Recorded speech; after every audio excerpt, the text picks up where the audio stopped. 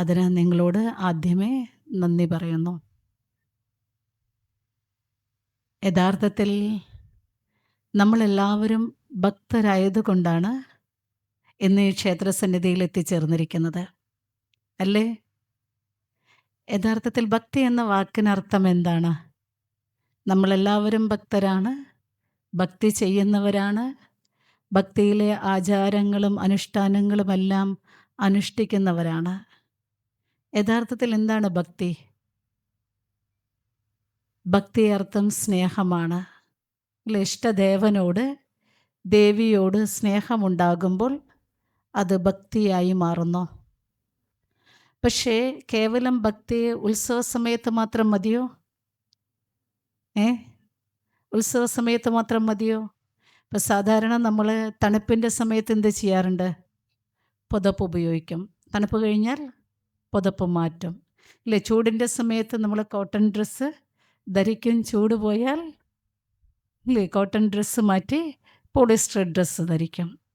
അപ്പം അതേപോലെ ഭക്തി കേവലം ഉത്സവ സമയങ്ങളിൽ മാത്രം മതിയോ? ഇല്ലേ, ഭക്തി നമുക്ക് നിരന്തരം വേണ്ട കാര്യമാണ്. കാരണം ഇഷ്ടദേവനോട്, ഇഷ്ടദേവിയോട് സ്നേഹമുണ്ടാകുമ്പോൾ അത് ഭക്തിയായി മാറുന്നു എന്നാണ് പറയുന്നത്. അപ്പം ഭക്തരായിട്ടുള്ള നമ്മളിൽ 3 പ്രകാരത്തിലുള്ള ഭക്തി ചെയ്യുന്നുണ്ട് എന്നാണ് പറയുന്നത്, അല്ലേ? സതോപ്രധാന ഭക്തി, രജോപ്രധാന ഭക്തി, തമോപ്രധാന ഭക്തി. സതോപ്രധാന ഭക്തി എന്താണ്?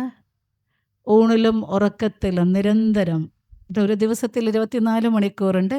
24 മണിക്കൂറും ഈശ്വര വിചാരം നിരന്തരമുണ്ടായിരിക്കും. കാരണം ചെയ്യുന്നതും ചെയ്യിപ്പിക്കുന്നതും ആരാണ്? സർവശക്തിവാനായ ഈശ്വരനാണ്, അല്ലേ? നമ്മുടെ നാവിന് സംസാരശേഷി തരുന്നത്, നമ്മുടെ കണ്ണിന് കാഴ്ചശക്തി തരുന്നത്, നമ്മുടെ ചെവിക്ക് കേൾവി ശക്തി തരുന്നത്, നമ്മുടെ കൈകാലുകൾക്ക് പ്രവർത്തന ശക്തിയൊക്കെ തരുന്നത് ആരാണ്? സർവശക്തിവാനായ ഈശ്വരനാണ്. ആ സർവശക്തിവാനായ ഈശ്വരൻ്റെ സ്മൃതി നിരന്തരം ഉണ്ടായിരിക്കുക, അതാണ് സതോപ്രധാന ഭക്തി എന്ന് പറയുന്നത്. ഇനി രജോപ്രധാന ഭക്തി എന്ന് പറഞ്ഞു കഴിഞ്ഞാൽ, ഇല്ലേ, കാര്യസാധ്യത്തിന് വേണ്ടി ചെയ്യുന്ന ഭക്തി, ഇല്ലേ? ഉത്സവങ്ങളോ അല്ലെങ്കിൽ വേറെ എന്തെങ്കിലും കാര്യങ്ങളുണ്ടെങ്കിൽ ക്ഷേത്രത്തിൽ വരണോ, ക്ഷേത്ര കാര്യങ്ങളിൽ ഏർപ്പെടണോ, അത് കഴിഞ്ഞാൽ പോകുന്നു. രജോപ്രധാന ഭക്തി. ഇനി തമോപ്രധാന ഭക്തിയുണ്ട്, ഇല്ല? എന്താ തമോപ്രധാന ഭക്തി? കാര്യസാധ്യത്തിന് വേണ്ടി ഭക്തി ചെയ്യുക. എന്തൊക്കെ കാര്യങ്ങൾ സാധിക്കാൻ വേണ്ടി? പല പല കാര്യങ്ങൾ, ഇല്ലേ? ഭഗവാനോട് പല പല കാര്യങ്ങൾ പറയും. ഭഗവാനെ, ഇല്ലേ, കുട്ടികൾ എന്ത് പറയും? ഭഗവാനെ, എന്നെ പരീക്ഷയിൽ ജയിപ്പിച്ച ഞാൻ ഇന്ന വഴിപാട് ചെയ്യാം, ഇല്ലേ? ആർക്കെങ്കിലും ജോലി കിട്ടിക്കഴിഞ്ഞാൽ ഞാൻ ഇന്നത് ചെയ്യാം, വിവാഹം നടന്നാൽ ഇന്നത് ചെയ്യാം, മക്കൾക്ക് ജന്മം കൊടുത്താൽ ഇന്നത് ചെയ്യാം. അങ്ങനെ കാര്യസാധ്യത്തിന് വേണ്ടി ചെയ്യുന്ന ഭക്തി, ഇല്ലേ? സാധാരണ ലോകത്തിൽ നമ്മളൊക്കെ കേട്ടിട്ടുണ്ട്, ഇപ്പം ഉണ്ടോയെന്ന് അറിയില്ല, ഇല്ലേ? കൈക്കൂലി കൊടുത്ത് എന്ത് ചെയ്യാറുണ്ട്? കാര്യം സാധിക്കാറുണ്ട്, ഇല്ലേ? ഇന്നും ഉണ്ടോ ഇവിടെയൊക്കെ? എന്തെങ്കിലുമൊക്കെ നമുക്ക് നടക്കണം എന്നുണ്ടെങ്കിൽ എന്ത് ചെയ്യും? ആരും അറിയാതെ കൈക്കൂലി കൊടുക്കും, എന്നിട്ട് കാര്യം സാധിക്കും. അതേപോലെ നമ്മുടെ ആവശ്യങ്ങൾ നിറവേറ്റുന്നതിന് വേണ്ടി എന്ത് ചെയ്യണം? ഭഗവാന് കൈക്കൂലി കൊടുക്കുകയാണ്, അല്ലെ? കാര്യസാധ്യത്തിന് വേണ്ടി മാത്രം ചെയ്യുന്ന ഭക്തി തമോപ്രധാന ഭക്തി. അപ്പം നമ്മൾ ഓരോരുത്തരും ഭക്തരാണ്. നമ്മൾ ഓരോരുത്തരും സ്വയം നോക്കണം, നമ്മൾ ഏത് ഭക്തിയാണ് ചെയ്യുന്നത്, ഏത് ഭക്തിയായിരിക്കാൻ ചെയ്യുന്നത്. നിങ്ങളൊക്കെ, സിസ്റ്റർക്ക് തോന്നുന്നത് നിങ്ങളൊക്കെ സതോപ്രധാന ഭക്തി ചെയ്യുന്നവരാണെന്ന് സിസ്റ്റർ വിചാരിക്കുന്നു. യഥാർത്ഥത്തിൽ നമുക്ക് വേണ്ടത് സതോപ്രധാന ഭക്തിയാണ്. പക്ഷെ നമ്മൾ ഓരോരുത്തരും ചെയ്തുകൊണ്ടിരിക്കുന്നത് ഏതാണ് എന്ന് അവരവരെ നോക്കുക, എന്നിട്ട് പരിവർത്തനപ്പെടുത്തുക. ഇപ്പോൾ സതോപ്രധാന ഭക്തി ചെയ്യാൻ നമ്മളെ ആത്മീയത സഹായിക്കുന്നു എന്നാണ് പറയണത്, ഇല്ലേ? ഇത്രയും ദിവസം നിങ്ങൾ പ്രഭാഷണത്തിലൂടെ ഭക്തിപരമായ കാര്യങ്ങൾ കേട്ടു. ഇനി നമുക്ക് ആത്മീയമായിട്ടുള്ള കുറച്ച് കാര്യങ്ങൾ മനസ്സിലാക്കാം. ആത്മീയത സതോപ്രധാന ഭക്തി ചെയ്യുന്നതിന് വേണ്ടി നമ്മളെ സഹായിക്കുന്നു എന്നാണ് പറയണത്. പക്ഷേ ഇന്ന് നമ്മുടെ ഇടയിൽ ആത്മീയത അല്ലെങ്കിൽ ആധ്യാത്മികത എന്ന് പറഞ്ഞാൽ ഒരു തെറ്റായ ധാരണയുണ്ട്. എന്താണ് ധാരണ? ആത്മീയത ആർക്കാണ് ആത്മീയത വേണ്ടത്? അല്ലേ, പ്രായമായവർക്ക്. അല്ലേ, ആരെങ്കിലും യങ്ങായിട്ടുള്ള ചെറുപ്പക്കാരായിട്ടുള്ള ചെറുപ്പക്കാരികളോ ചെറുപ്പക്കാരന്മാരോ ഇല്ലേ, ആത്മീയ സ്ഥലങ്ങളിൽ പോയി കഴിഞ്ഞാൽ അവരോടൊക്കെ ചോദിക്കും, എന്തിനാ ഇപ്പം തന്നെ പോയിരിക്കണത്? ഇതൊക്കെ കുറച്ചുകൂടി പ്രായമായിട്ട് പോരെ? ഇല്ലേ, ചോദിക്കാറുണ്ടോ നമ്മൾ? കാരണം നമ്മുടെ ധാരണ ഇതാണ്, ആത്മീയത പ്രായമായവർക്കാണ്. മുടിയൊക്കെ നരച്ച്, പല്ലൊക്കെ കൊഴിഞ്ഞ്, തോലൊക്കെ ചുളിഞ്ഞ്, എല്ലാ ഉത്തരവാദിത്തങ്ങളൊക്കെ കഴിഞ്ഞിട്ട് ഈശ്വര ഭഗവാനെ നീ എന്നെ ഒന്ന് വിളിക്കേ എന്ന് പറഞ്ഞിരിക്കുന്നവർക്കാണ് ആത്മീയത എന്നൊരു തെറ്റായ ധാരണ നമ്മുടെ എല്ലാവരുടെ ഇടയിലുണ്ട്. ആ ധാരണ ഉള്ളത് കൊണ്ടാണ് ഇന്ന് നമ്മുടെ അവസ്ഥയെല്ലാം ഇങ്ങനെയായി മാറിയിരിക്കുന്നത്. ഈ അവസ്ഥയ്ക്കൊരു മാറ്റം വരണമെന്നുണ്ടെങ്കിൽ നമ്മുടെ ധാരണകളെ നമ്മൾ എന്ത് ചെയ്യണം? പരിവർത്തനപ്പെടുത്തണം. ഇല്ലേ, ആത്മീയത ഗർഭസ്ഥ ശിശുവിന് പോലും ആവശ്യമാണ് എന്നാണ് പറയണത്. കാരണം ജീവിതം എങ്ങനെയാണ് ജീവിക്കേണ്ടത്? ജീവിതത്തിൽ ഇന്നന്ന അടുക്കും ചിട്ടകളും മൂല്യങ്ങളും ഇല്ലേ, അല്ലെങ്കിൽ നിയമങ്ങളും മര്യാദകളും ആവശ്യമാണ് എന്നതാണ് ആത്മീയത പഠിപ്പിക്കുന്നത്. ഏതുപോലെ കലകൾ നമ്മൾ അഭ്യസിക്കുന്നു, ആസ്വദിക്കുന്നു ഇല്ലേ, ഡാൻസും പരിപാടിയൊക്കെ നമ്മൾ പാട്ടൊക്കെ കേൾക്കുന്നു, ആസ്വദിക്കുന്നു. അതേപോലെ ജീവിതം ഒരു കലയാണ്, ആർട്ട് ഓഫ് ലിവിങ് എന്നാണ് പറയണത്. അല്ലേ, ജീവിതമാകുന്ന കലയെ എങ്ങനെ അഭ്യസിക്കണം, എങ്ങനെ ആസ്വദിക്കണം, എങ്ങനെ യഥാർത്ഥ സുഖം, ശാന്തി, സമാധാനം, സന്തോഷം അനുഭവിക്കണം, ഇതാണ് ആത്മീയത നമുക്ക് മനസ്സിലാക്കി തരുന്നത്. അപ്പം അങ്ങനെയാകുമ്പോൾ ആത്മീയത ജീവിതമൊക്കെ ജീവിച്ച് ഈശ്വര ഭഗവാനെ എന്നെ വിളിക്കൂ എന്ന് പറഞ്ഞിരിക്കുന്നവർക്കാണോ വേണ്ടത്? പകരം ജീവിതം ജീവിക്കുന്ന നമുക്ക് ഓരോരുത്തർക്കും ആവശ്യമാണ്. കാരണം ജീവിതം ജീവിക്കുന്ന നമ്മളെല്ലാവരും ജീവിതത്തിൽ ആഗ്രഹിക്കുന്നത് എന്താണ്? ആഗ്രഹിക്കുന്നത് സുഖം വേണം, ശാന്തി വേണം, സമാധാനം വേണം, സന്തോഷം വേണം. പക്ഷേ അൾട്ടിമേറ്റ് ലക്ഷ്യം ശാന്തിയാണ് നമ്മളെല്ലാവരും ആഗ്രഹിക്കുന്നത്. അപ്പം ഇതിന് ആണ് നമ്മൾ ജീവിതം ജീവിക്കുന്നത്. ഇതിനു വേണ്ടിയാണ് നമ്മളെല്ലാ കാര്യങ്ങളും ചെയ്യുന്നത്. രാവിലെ മുതൽ രാത്രി വരെ ഓരോ കർമ്മങ്ങളിൽ നമ്മൾ ഏർപ്പെടുന്നു. പറയാറുണ്ട്, നാട്ടിൻപുറത്ത് പറയുന്ന ഒരു ശബ്ദമാണല്ലോ, പടാ പാട് പെടുക. ഇല്ല, എന്തിനു വേണ്ടി? ഇതിനു വേണ്ടി. പക്ഷെ നമുക്ക് ലഭിക്കുന്നുണ്ടോ?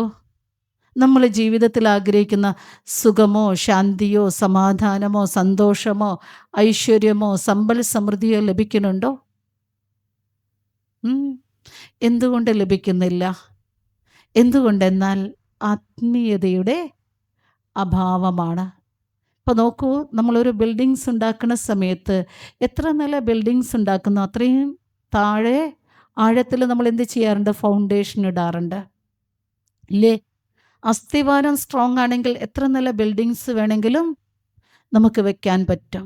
അതേപോലെ നമ്മുടെ ജീവിതമാകുന്ന ബിൽഡിങ്സ് സ്ട്രോങ് ആവണമെന്നുണ്ടെങ്കിൽ ആത്മീയതയാകുന്ന ഫൗണ്ടേഷൻ നമുക്ക് ആവശ്യമാണ്. ആത്മീയതയില്ലാതെ നമ്മൾ എന്ത് ചെയ്യാൻ ശ്രമിച്ചിട്ടും ഒരു കാര്യമില്ല. ഇന്ന് സമൂഹത്തിൽ ഇത്രയും പ്രശ്നങ്ങൾ നമ്മൾ ഫേസ് ചെയ്യുന്നുണ്ടെങ്കിൽ ഇതിൻ്റെ എല്ലാം അഭാവം ആത്മീയത അല്ലെങ്കിൽ മൂല്യങ്ങളുടെ ച്യുതി. ഇന്ന് മൂല്യച്യുതി സംഭവിച്ച കാലഘട്ടങ്ങളിലൂടെ നമ്മൾ പോയിക്കൊണ്ടിരിക്കുന്നു. നമ്മുടെ കൊച്ചു കൊച്ചു മക്കൾ ഇല്ലേ, എന്തെല്ലാം ദുശ്ശീലങ്ങൾക്ക് വശപ്പെട്ട ജീവിക്കുന്നത്. എന്താ കാരണം? ആത്മീയതയുടെ അഭാവമാണ്. അപ്പം അതുകൊണ്ട് ആത്മീയത ഗർഭസ്ഥ ശിശുവിന് പോലും ആവശ്യമാണ്. കാരണം പ്രഗ്നൻസി പീരീഡിൽ അമ്മ എത്രത്തോളം പോസിറ്റീവായിട്ടുള്ള നല്ല കാര്യങ്ങൾ, നന്മ നിറഞ്ഞ കാര്യങ്ങൾ കേൾക്കുന്നുവോ അത്രത്തോളം അകത്ത് കിടക്കുന്ന കുട്ടിക്കും എന്തുണ്ടാകും? അതിൻ്റെ അനുഭവം ഉണ്ടാകും. അപ്പോൾ നോക്കൂ, സമ്പന്നതയിൽ നമ്മളൊക്കെ വിചാരിച്ച സമ്പത്ത് നമുക്ക് ശാന്തിയും സമാധാനവും പ്രദാനം ചെയ്യും. അങ്ങനെയാണെങ്കിൽ ഇന്ന് സമ്പന്നതയിൽ ഏറ്റവും മുൻപന്തിയിൽ നിൽക്കുന്നത് വിദേശ രാഷ്ട്രങ്ങളാണ്, വിദേശീയരാണ്. പക്ഷേ യഥാർത്ഥ ശാന്തിക്കും സമാധാനത്തിന് അവരെവിടെ വരുന്നത്? എവിടെ വരുന്നത്? ഭാരത ഭൂമിയിലേക്ക്. കാരണം ഭാരതം ആത്മീയതയുടെ വിളനില ഭൂമിയാണ്. ആത്മീയതയുടെ ഉറവിടമാണ് ഭാരതം. അപ്പം യഥാർത്ഥ സുഖശാന്തി അനുഭവിക്കാൻ അവർ ഭാരതത്തിലേക്ക് വരുന്നു. പക്ഷെ ഭാരതീയരായിട്ടുള്ള നമ്മളോ, നമ്മളെന്താ ചെയ്തുകൊണ്ടിരിക്കുന്നത്? നമ്മുടെ വീട്ടിലുള്ള കൊച്ചുമക്കൾ അവർ വളർന്ന് വലുതായി കഴിഞ്ഞാൽ അവർക്കൊക്കെ എവിടെ പോകണം? എവിടെ പോകണം? എവിടെ പോകണം? വിദേശത്ത് പോകണം, ഇല്ലേ? എല്ലാവരും. ഇപ്പോൾ കഴിഞ്ഞ ദിവസം നമ്മുടെ വലിയൊരു പ്രോഗ്രാം നടന്നിരുന്നു. നമ്മുടെ വളരെ ഫേമസ് ആയിട്ടുള്ളൊരു സിസ്റ്റർ ശിവാനിജി. അവരുടെ പ്രോഗ്രാമിന് നമ്മൾ ഓരോ വീടുകളിലും ക്ഷണിക്കാൻ വേണ്ടി പോയ സമയത്ത് വലിയ വലിയ വീടുകളാണ്. പക്ഷെ വീട്ടിൽ പ്രായമായിട്ടുള്ള അച്ഛനും അമ്മയും, വേറെ ആരുമില്ല. മക്കളെവിടെയാണ്? മക്കളൊക്കെ വിദേശത്താണ്, അല്ലേ? നമ്മുടെ യുവാക്കൾക്ക് സ്വദേശം വേണ്ട, വിദേശം മതി.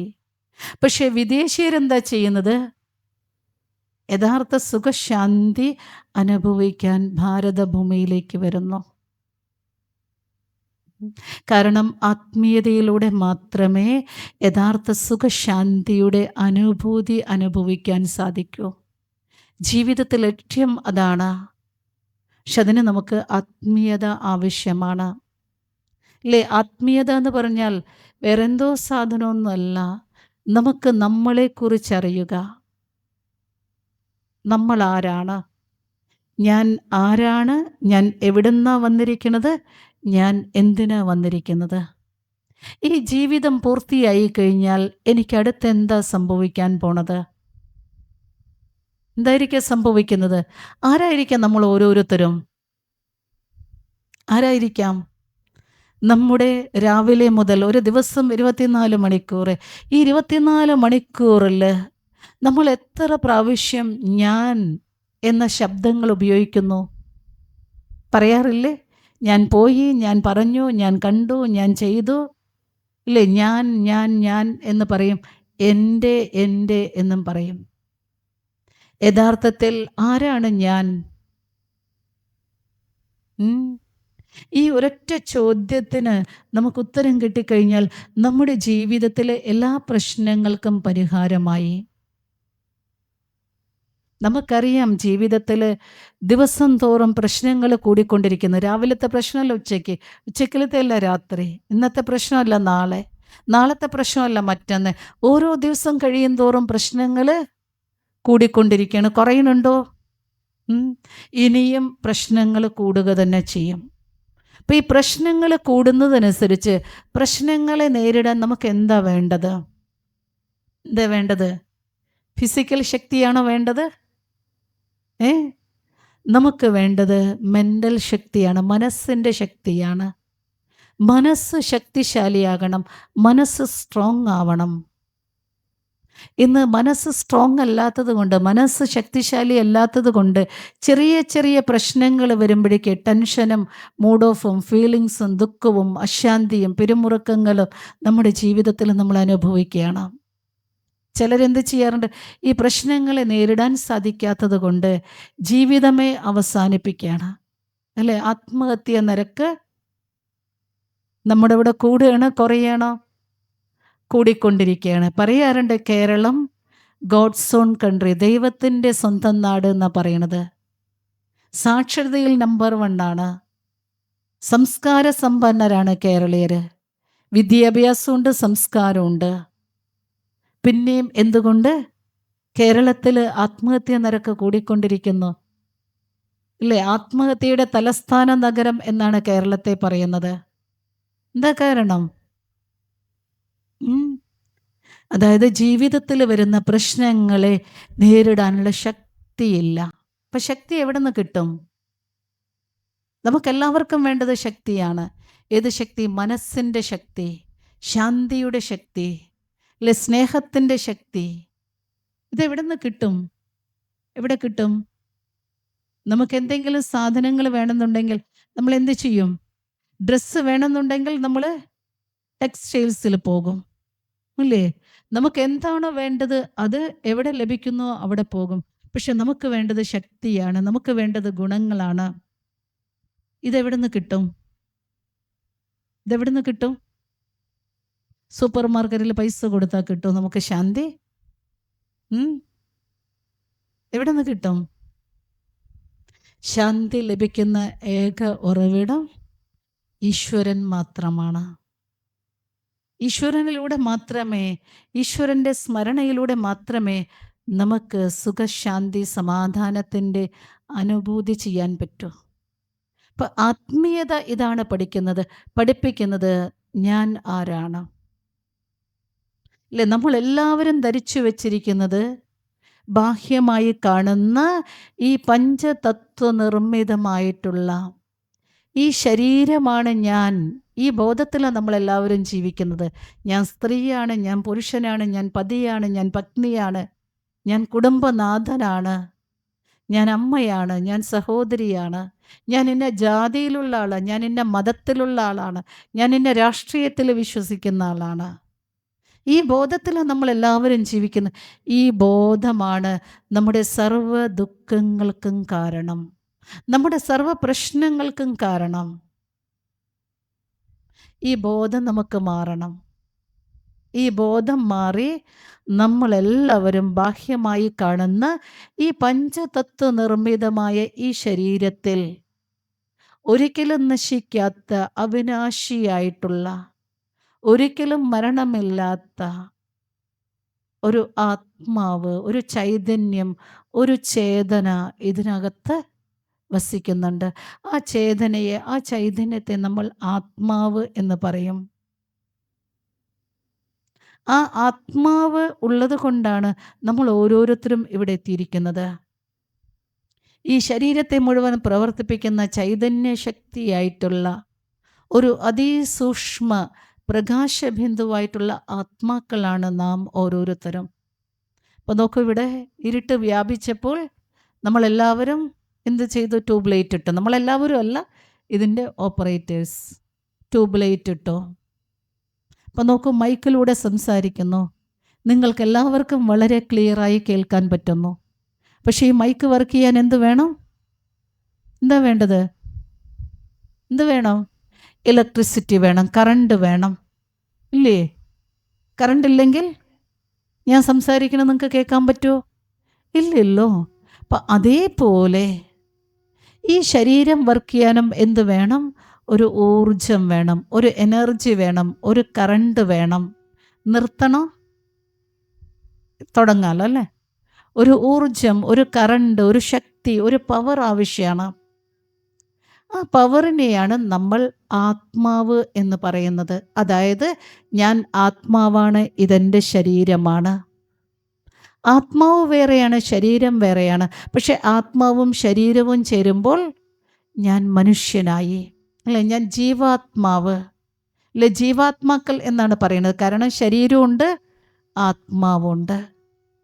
അപ്പം ഈ ശരീരത്തെ മുഴുവൻ ചൈതന്യവത്താക്കി മാറ്റുന്നത്, ഈ ശരീരത്തെ മുഴുവൻ നിലനിർത്തുന്നത്, ഈ ശരീരത്തെ മുഴുവൻ പ്രവർത്തിപ്പിക്കുന്ന ചൈതന്യശക്തിയായ ആത്മാക്കളാണ് നമ്മൾ ഓരോരുത്തരും.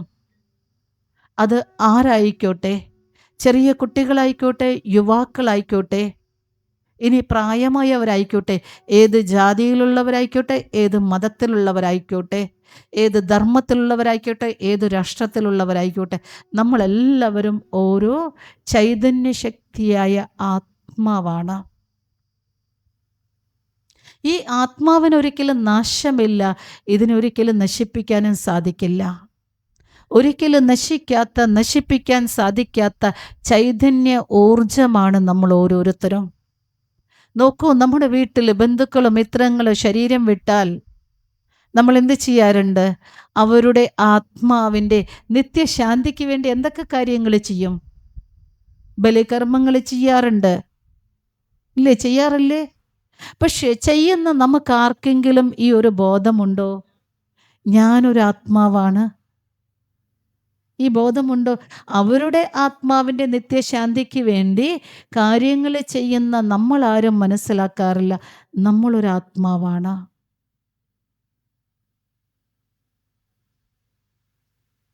ഈ ഒരു അവയർനെസ്സാണ് നമുക്ക് ഓരോരുത്തർക്കും വേണ്ടത്. ഈ ഒരു അവബോധം. അതുകൊണ്ട് ലോകം കണ്ട ഏറ്റവും ചെറുപ്പക്കാരനായിട്ടുള്ള യുവ സന്യാസി സ്വാമി വിവേകാനന്ദൻ ഇല്ലേ? അദ്ദേഹത്തിൻ്റെ പേരിൽ അർത്ഥമുണ്ട്. എന്താണ് അർത്ഥം? വിവേകാനന്ദൻ. വിവേകമുള്ളവനെ ആനന്ദമുള്ളൂ. അപ്പം നമ്മുടെ ജീവിതത്തിൽ ആനന്ദമില്ല, അർത്ഥം വിവേകമില്ല. ഏത് വിവേകം? ഞാൻ ആരാണ് എന്നുള്ള വിവേകം. അല്ലേ? സ്വാമി വിവേകാനന്ദൻ്റെ ജീവിതത്തിൽ നടന്നൊരു സംഭവം. കുട്ടിയായിരിക്കുന്ന സമയത്ത് വിവേകാനന്ദൻ്റെ പേര് നരേന്ദ്രൻ എന്നായിരുന്നു. പക്ഷേ അദ്ദേഹത്തിനറിയാം ഞാൻ നരേന്ദ്രനല്ല, വേറെ എന്തോ ആണ്. പക്ഷെ അത് എന്താണെന്ന് അറിയാൻ വേണ്ടി അനേകരെ സമീപിച്ചുവെങ്കിലും ഒരാളിൽ നിന്നും വ്യക്തമായ ഉത്തരം കിട്ടിയില്ല. അങ്ങനെ ഇരിക്കെ നരേന്ദ്രൻ ആരുടെ അടുത്ത് പോവുകയാണ്? ശ്രീരാമകൃഷ്ണ പരമഹംസ സ്വാമികളുടെ അടുത്ത് പോവുകയാണ്.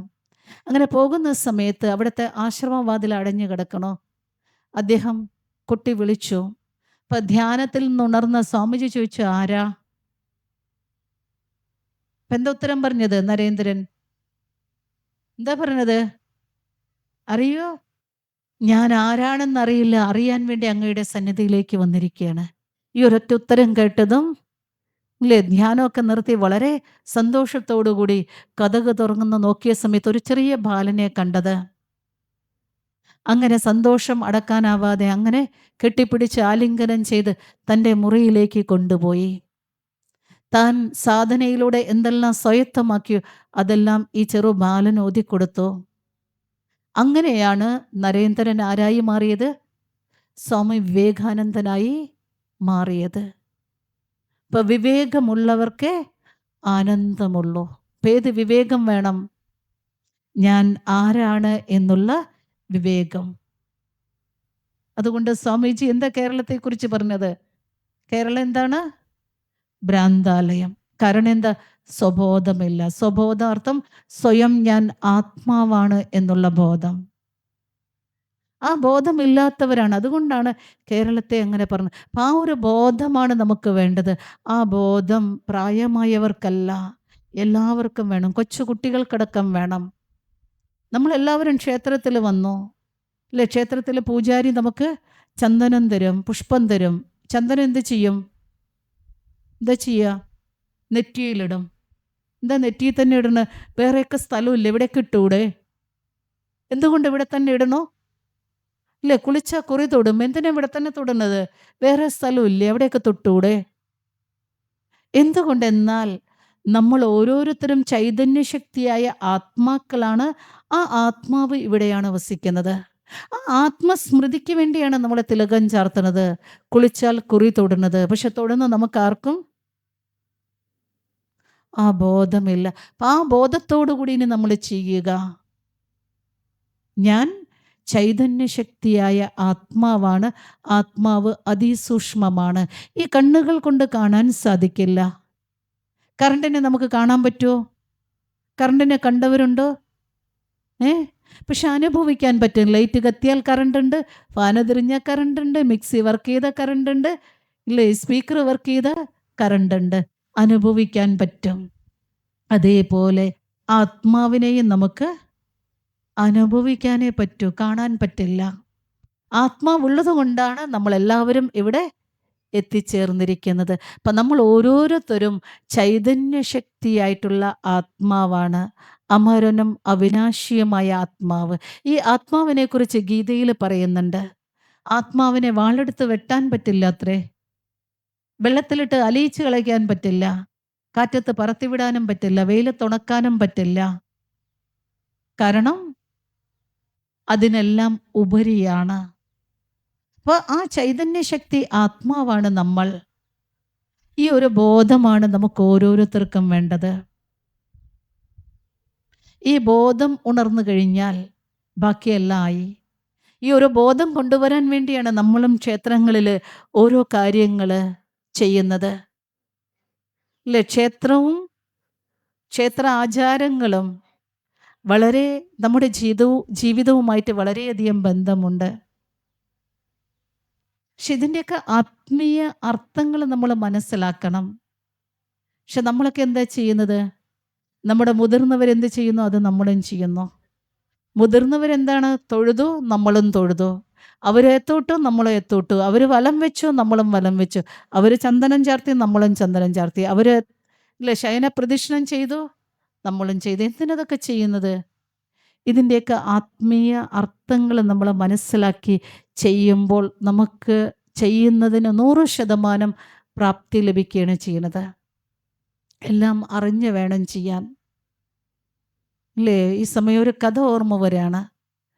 ഇല്ലേ? പണ്ട് കാലത്തല്ല ഇപ്പോഴും ഉണ്ട്. ഇല്ലേ? തറവാട്ട് ക്ഷേത്രങ്ങളുണ്ട്. ഈ തറവാട്ട് ക്ഷേത്രങ്ങളിൽ ആരാ പൂജ ചെയ്യുക? വീട്ടിലെ കാരണവരായിരിക്കും. കാരണവർ ഒരു ദിവസം ദേവിക്ക് നിവേദ്യം അർപ്പിക്കാൻ വേണ്ടി നിവേദ്യമൊക്കെ ഉണ്ടാക്കി. നിങ്ങൾക്ക് ഒരുപക്ഷെ കഥ അറിയായിരിക്കും. എങ്കിലും ഈ സമയം അത് പറയുന്നതിന് പ്രസക്തി ഉണ്ടെന്ന് തോന്നുന്നു. അപ്പം നിവേദ്യമൊക്കെ ഉണ്ടാക്കി ദേവിക്ക് അർപ്പിക്കുന്നതിന് മുൻപേ അദ്ദേഹം എന്ത് ചെയ്യും? കൈമോക കഴുകി വന്നിട്ടേ ദേവിക്ക് അർപ്പിക്കുള്ളൂ. ഒരു ദിവസം ഇതേപോലെ നിവേദ്യം ഉണ്ടാക്കി വെച്ച് ഇദ്ദേഹം കൈമോക കഴുകാൻ പോയി. കഴുകി തിരിച്ചു വരുമ്പോഴേക്ക് നിവേദ്യത്തിൽ ആര് തലയിട്ടു? പൂച്ച തലയിട്ടു. അശുദ്ധായില്ലേ? ദേവിക്ക് അർപ്പിക്കാൻ പറ്റുമോ? അശുദ്ധമായിട്ടുള്ളത് ദേവിക്ക് അർപ്പിക്കാൻ പറ്റില്ല. അപ്പം അദ്ദേഹം എന്ത് ചെയ്തു? പിറ്റേ ദിവസം നിവേദ്യമൊക്കെ ഉണ്ടാക്കി കൈമുഖം കഴുകാൻ പോകുന്നതിന് മുൻപേ പൂച്ച എന്ത് ചെയ്തു? കൂടയ്ക്കകത്തിട്ട് കമഴ്ത്തി വെച്ചു. എന്നിട്ട് ഇദ്ദേഹം പോയി കൈമുഖമൊക്കെ കഴുകി വന്ന് നിവേദ്യം അർപ്പിക്കും. ഒരു ദിവസം അങ്ങനെ ദിവസങ്ങൾ കഴിഞ്ഞു പോയി. കാരണവർ ശരീരം വിട്ടു. അടുത്ത ഉത്തരവാദിത്വം മൂത്ത മകൻ ഏറ്റെടുത്തു. മൂത്ത മകൻ ഇതേപോലെ ചെയ്യാൻ തുടങ്ങി. ഒരു ദിവസം അദ്ദേഹവും നിവേദ്യമൊക്കെ ഉണ്ടാക്കി കൈമുഖം കഴുകാൻ പോകുന്നതിന് മുമ്പ് പൂച്ചയെ കൂടയ്ക്കകത്തിട്ട് കമഴ്ത്തി വെക്കണമല്ലോ. അപ്പം എവിടെ നോക്കിയിട്ടും പൂച്ചയെ കാണാനില്ല. അവസാനം നോക്കുമ്പോഴേക്കും അപ്പുറത്ത് ചത്ത് കിടക്കണം. അപ്പം എന്ത് ചെയ്തു? അടുത്ത വീട്ടിൽ പോയി ഒരു പൂച്ചയെ കൊണ്ടുവന്ന് കൂടയ്ക്കകത്തിട്ട് കമഴ്ത്തി വെച്ച് കയ്യും മുഖം കഴുകി വന്ന് ദേവിക്ക് അർപ്പിച്ചു. യഥാർത്ഥത്തിൽ ഇതിൻ്റെ ആവശ്യമുണ്ടോ? അച്ഛൻ എന്തിനാ ചെയ്തതെന്ന് മോനും അറിയണില്ല, മോനും അത് അനുഷ്ഠിച്ചു. അതേപോലെയാണ് ഇപ്പം നമ്മൾ ഓരോരുത്തരും ഓരോ കാര്യം ചെയ്യുമ്പോഴും അതിൻ്റെ അർത്ഥങ്ങൾ മനസ്സിലാക്കണം. ചന്ദനം തൊടണം. എന്തിനാ ചന്ദനം തൊടുന്നത്? ഞാൻ ചൈതന്യശക്തി ആത്മാവ് ഇവിടെയാണ്. നമ്മൾ കൈകൂപ്പണോ? എന്തിനാ കൈകൂപ്പണത്? അല്ലേ? ആ ദേവിയുടെ മുന്നിൽ നിന്ന് നമ്മൾ കൈകൂപ്പുമ്പോൾ നമുക്ക് പൂർണ്ണ ശക്തി അല്ലെങ്കിൽ ഏകാഗ്രത ലഭിക്കണമെന്നുണ്ടെങ്കിൽ മനസ്സിനെയും ബുദ്ധിയെയും ഒരുമിച്ച് നിർത്തണം. പക്ഷേ ക്ഷേത്രസന്നിധിയിൽ നിൽക്കുമ്പോഴും നമ്മുടെ മനസ്സ് വീട്ടിലായിരിക്കും, ഇല്ലേ? ബുദ്ധി വേറൊരിടത്തായിരിക്കും. അപ്പോൾ പിന്നെ എങ്ങനെ നമുക്ക് ഇവിടെ വന്നു കഴിഞ്ഞാൽ പൂർണ്ണമായിട്ടുള്ള പ്രാപ്തി ഉണ്ടാവുക? ഇല്ലേ? അല്പസമയം പോലും മെജോറിറ്റി പേരുടെയും മനസ്സും ബുദ്ധിയും ആ ഈശ്വര ചൈതന്യത്തിലേക്ക്, ദേവനിലേക്ക്, ദേവിയിലേക്ക് ഏകാഗ്രമാകണില്ല. അവിടെ നിൽക്കുമ്പോഴും നമ്മൾ പലതും ചിന്തിക്കും. അവരെത്ര വിലപിടിപ്പുള്ള സാരി ഇട്ടിട്ടുണ്ട്, എത്ര ആഭരണങ്ങൾ ധരിച്ചിട്ടുണ്ട്, അവരെങ്ങനെയാണ്? ഇതെല്ലാം നമ്മൾ നോക്കിക്കൊണ്ടാണ് നിൽക്കുന്നത്. ഇതൊക്കെ നോക്കിക്കഴിഞ്ഞാൽ പിന്നെ നമുക്കിവിടെ വന്നതിൻ്റെ പൂർണ്ണ പ്രാപ്തി ഉണ്ടാവുമോ? നമ്മൾ വരുന്നത് അതിനൊന്നുമല്ല. നമ്മൾ വരുന്നത് ക്ഷേത്രത്തിൽ വരുന്നത് പൂർണ്ണ പ്രാപ്തിക്ക് വേണ്ടിയാണ്. ശാന്തിയും സമാധാനവും സന്തോഷവും അനുഭവിക്കാൻ വേണ്ടിയാണ്. കാരണം നമ്മുടെ വീട്ടിലിരുന്നാൽ നമുക്കിതൊന്നും കിട്ടില്ല. ക്ഷേത്രസന്നിധിയിൽ വരുമ്പോൾ നമുക്കിതെല്ലാം കിട്ടും. പക്ഷെ ഇതെല്ലാം കിട്ടണമെന്നുണ്ടെങ്കിൽ മനസ്സിനെ ഈശ്വരനിലേക്ക് ഏകാഗ്രമാക്കി മാറ്റണം. മനസ്സിനെ ഏകാഗ്രമാക്കണം എന്നുണ്ടെങ്കിൽ മനസ്സിനെ കുറിച്ച് അറിയണം. അപ്പം നമ്മൾ ആത്മാക്കളാണ്. പറയാറുണ്ട്, സൂര്യൻ്റെ പ്രകാശത്തിൽ എത്ര വർണ്ണങ്ങളുണ്ട് എന്നാണ് പറയുന്നത്? 7 വർണ്ണങ്ങൾ. അല്ലെ? സംഗീതത്തിൽ സപ്തസ്വരങ്ങളുണ്ട്. അപ്പോഴേ അത് സംഗീതമാകുള്ളൂ. അതേപോലെ ആത്മാവെന്ന് പറഞ്ഞാൽ 7 ഗുണങ്ങളെ കൊണ്ട് നിറഞ്ഞതാണ്. ആ 7 ഗുണങ്ങളാണ് ശാന്തി, സുഖം, സ്നേഹം, ശക്തി, ആനന്ദം, പവിത്രത, ജ്ഞാനം. ഈ 7 ഗുണങ്ങളെ കൊണ്ട് നാം ആത്മാക്കള് സമ്പന്നമായിരുന്നു, സമ്പൂർണ്ണമായിരുന്നു. എപ്പോഴാണ് ഈ ഭൂമിയിലേക്ക് നമ്മൾ ആദ്യം വന്നത്? നമ്മളൊക്കെ കേട്ടിട്ടുണ്ട്, ജീവിതം ഒരു നാടകമാണ്. ജീവിതമാകുന്ന നാടകത്തിൽ അഭിനയിക്കുന്ന അഭിനേതാക്കളാണ് നമ്മൾ. ആദ്യം നമ്മളൊരു കൊച്ചു കുട്ടിയുടെ പാർട്ട് അഭിനയിച്ചു. പിന്നെ ഇല്ലേ, യുവതിയായി, യുവാവായി, ഭാര്യയായി, ഭർത്താവായി, അച്ഛനായി, അമ്മയായി, മുത്തശ്ശനായി, മുത്തശ്ശിയായി, പിന്നെ ഒഫീഷ്യൽ പാർട്ടുകളും നമ്മൾ അഭിനയിച്ചു. ഇപ്പം ജീവിത നാടകത്തിൽ അഭിനയിക്കുന്ന അഭിനേതാക്കളാണ് നമ്മൾ. അഭിനയിക്കാൻ വരുന്ന സമയത്ത് ആത്മാവിൽ ഈ 7 ഗുണങ്ങൾ 100% ഉണ്ടായിരുന്നു. പറയാറുണ്ട്, ഡ്രസ്സ് ആദ്യം പുതിയതായിരിക്കും, ഉപയോഗിക്കും തോറും എന്ത് സംഭവിക്കും? തേയ്മാനം സംഭവിക്കും. അതേപോലെ നമ്മളും ഈ ഗുണങ്ങളും ശക്തികളും ജന്മജന്മാന്തരങ്ങളിൽ ഉപയോഗിച്ച് തീർന്നിരിക്കുകയാണ്. അതുകൊണ്ട് നമ്മളെല്ലാവരും ശാന്തി വേണം, സമാധാനം വേണം, സന്തോഷം വേണം, സ്നേഹം വേണം എന്ന് പറയുന്നത്. വേണം എന്ന് പറയുന്ന അർത്ഥം ഇതെല്ലാം നമ്മൾ അനുഭവിച്ചിരുന്നു, ഇപ്പോഴില്ല. അതുകൊണ്ടാണ് വേണം എന്ന് പറയുന്നത്. ഇതൊക്കെ എവിടെ നിന്ന് കിട്ടും? ഇതൊക്കെ നമ്മളിലുള്ളതാണ്. പക്ഷെ നമുക്കൊന്ന് ബോധം ഉണരണം. അതുകൊണ്ടാണ് സ്വാമി വിവേകാനന്ദൻ പറഞ്ഞ ഉത്തിഷ്ഠത ജാഗ്രത. അല്ല, ജാഗ്രതയിലിരിക്കുക. ഏത് ജാഗ്രത? ഞാൻ ഈ പഞ്ചതത്വ നിർമ്മിതമായിട്ടുള്ള നശിക്കുന്ന ശരീരമല്ല, ഒരിക്കലും നശിക്കാത്ത അവിനാശി ആത്മാവാണ്. ഈ ആത്മാവിലാണ് 7 ഗുണങ്ങൾ നിറഞ്ഞിരിക്കുന്നത്. സുഖവും ശാന്തിയും ശക്തിയും ആനന്ദവും പവിത്രതയും എല്ലാം ഇതിലുള്ളതാണ്, എന്നിൽ തന്നെ ഉള്ളതാണ്. അപ്പം നമ്മളിലുള്ളത് നമ്മൾ എന്ത് ചെയ്യണം? പുറത്തന്വേഷിക്കുകയാണ്. പുറത്തന്വേഷിച്ചാൽ കിട്ടുമോ? നമ്മുടെ കഴുത്തിൽ കിടക്കണ മാല കഴുത്തിൽ തന്നെയുണ്ട്.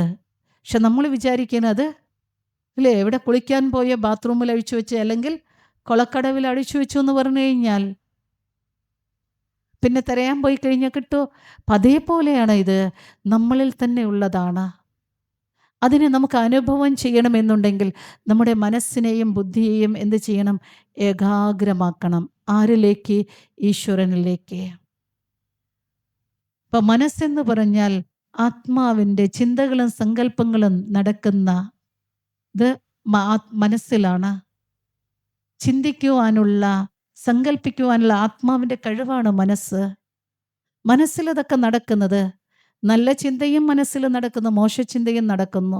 ഒരാൾ വീണ് കിടക്കുമ്പോൾ ആളെ പിടിച്ചെഴുന്നേൽപ്പിക്കണം എന്നുള്ള ചിന്ത എവിടെ വരണേ? മനസ്സിൽ. ഇനി വീണ് കിടക്കുന്ന ആളെ ഒരു ചവിട്ട് കൊടുത്ത് പോണം, ആ ചിന്തയും എവിടെ വരുന്നത്? മനസ്സിലാണ്. പക്ഷേ ഇന്ന് നമ്മുടെ മനസ്സ് ഇത്രയും മോശമായിരിക്കുകയാണ്. അതുകൊണ്ട് നമ്മുടെ പൂർവികർ പറയാറുണ്ടല്ലോ, മനസ്സുണ്ടെങ്കിൽ മാർഗമുണ്ട്. മനസ്സ് നന്നായാൽ മനുഷ്യൻ നന്നായി. അപ്പം മനസ്സിനെ നല്ലതാക്കണം, മനസ്സിനെ ഇല്ലേ ശക്തിശാലിയാക്കണം, മനസ്സിനെ സ്ട്രോങ് ആക്കണം. അപ്പം മനസ്സിനെ സ്ട്രോങ് ആക്കാൻ മനസ്സിനെ സർവശക്തിവാനായ ഈശ്വരനുമായിട്ട് യോജിപ്പിക്കണം. പക്ഷേ സർവശക്തിവാനായ ഈശ്വരനുമായിട്ട് മനസ്സിനെ യോജിപ്പിക്കണമെന്നുണ്ടെങ്കിൽ ആ സർവശക്തിവാനായ ഈശ്വരൻ്റെ സത്യപരിചയം നമുക്ക് ആവശ്യമാണ്. നമ്മളെല്ലാവരും വിളിക്കും, ഈശ്വര, ഭഗവാനെ, ദൈവമേ, കാത്തുകൊള്ളണേ.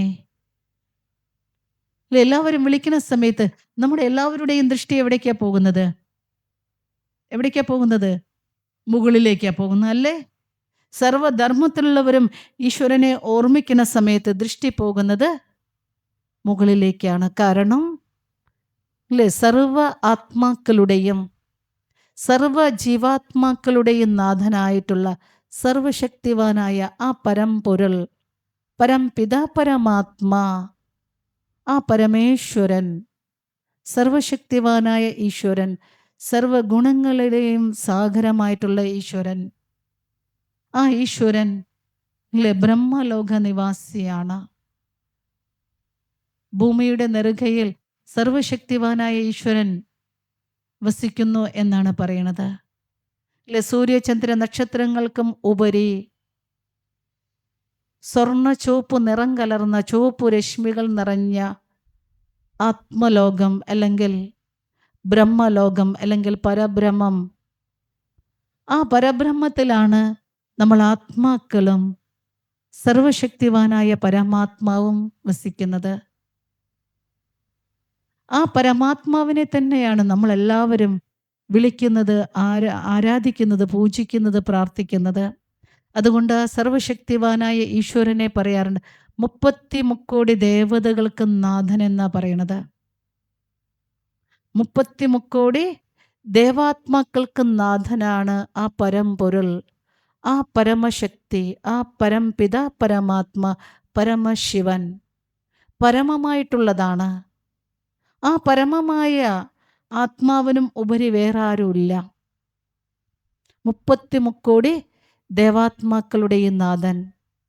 നേരത്തെ പറഞ്ഞു, ആത്മാവ് 7 ഗുണങ്ങളെ കൊണ്ട് സമ്പൂർണ്ണ അവസ്ഥയിലായിരുന്നു. ആ അവസ്ഥയിലായിരുന്ന സമയത്ത് നമ്മൾ ഓരോരുത്തരും ഇങ്ങനെയുള്ളവരായിരുന്നില്ല. നമ്മളെല്ലാവരും ശ്രേഷ്ഠരായിരുന്നു, ഡിവിനിറ്റി ഉള്ളവരായിരുന്നു. സർവ്വഗുണങ്ങളും ശക്തികളും നമ്മളിൽ ഉണ്ടായിരുന്നു. ആ ഉള്ള അവസ്ഥയാണ് നമ്മുടെ ദേവസ്വരൂപം. ആ അവസ്ഥയാണ് ഇന്ന് നാം ക്ഷേത്രത്തിൽ വെച്ച് ആരാധിക്കുന്നത്, പൂജിക്കുന്നത്. അല്ലേ? ഭാരതീയരായിട്ടുള്ള നമ്മൾ 33 ദേവാത്മാക്കളെ ആരാധിക്കുന്നു, പൂജിക്കുന്നു, പ്രാർത്ഥിക്കുന്നു. കാരണം അവർ ആരാധിക്കാൻ യോഗ്യരായിരുന്നു. അവരിൽ സർവ്വഗുണങ്ങളും സർവശക്തികളും ഉണ്ടായിരുന്നു. ആ സർവ്വഗുണങ്ങളും സർവശക്തികളും എങ്ങനെ അവരെ പ്രാപ്തമാക്കി? ആരാണ് അവരെ പ്രാപ്തരാക്കിയത്? സർവശക്തിവാനായ ഈശ്വരൻ. ഇപ്പം പറയാറുണ്ട്, നമ്മളെല്ലാവരും കേട്ടിട്ടുണ്ട് അല്ലേ? ഗീതയിൽ പറയുന്നുണ്ട്, ധർമ്മത്തിന് ഗ്ലാനി സംഭവിക്കുമ്പോൾ ധർമ്മത്തിൻ്റെ പുനഃസ്ഥാപനയ്ക്ക് ആര് വരും? ആര് വരും? സ്വയം സർവശക്തിവാനായ ഈശ്വരൻ വരും. അപ്പം നമ്മൾ ഓരോരുത്തരും നമുക്ക് ചുറ്റും ഒന്ന് കണ്ണോടിച്ച് നോക്കുക. നമ്മുടെ കുടുംബത്തിലേക്കൊന്ന് നമ്മളൊന്ന് യാത്ര ചെയ്ത് നോക്കൂ. ഇന്ന് ധർമ്മത്തിന് ഗ്ലാനി സംഭവിച്ചിരിക്കുന്ന കാലഘട്ടത്തിലൂടെ നമ്മൾ പോയിക്കൊണ്ടിരിക്കുകയാണ്.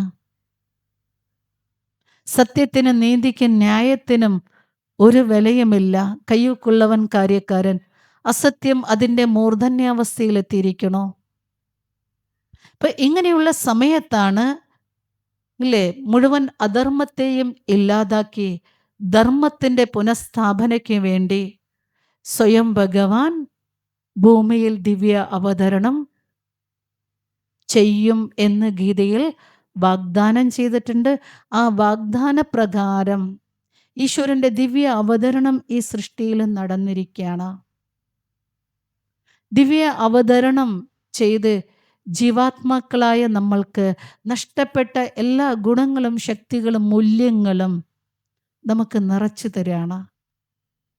ഈശ്വരൻ്റെ ദിവ്യ അവതരണ ലക്ഷ്യം അല്ലെ സനാതന ധർമ്മത്തിൻ്റെ പുനഃസ്ഥാപന ചെയ്യുക.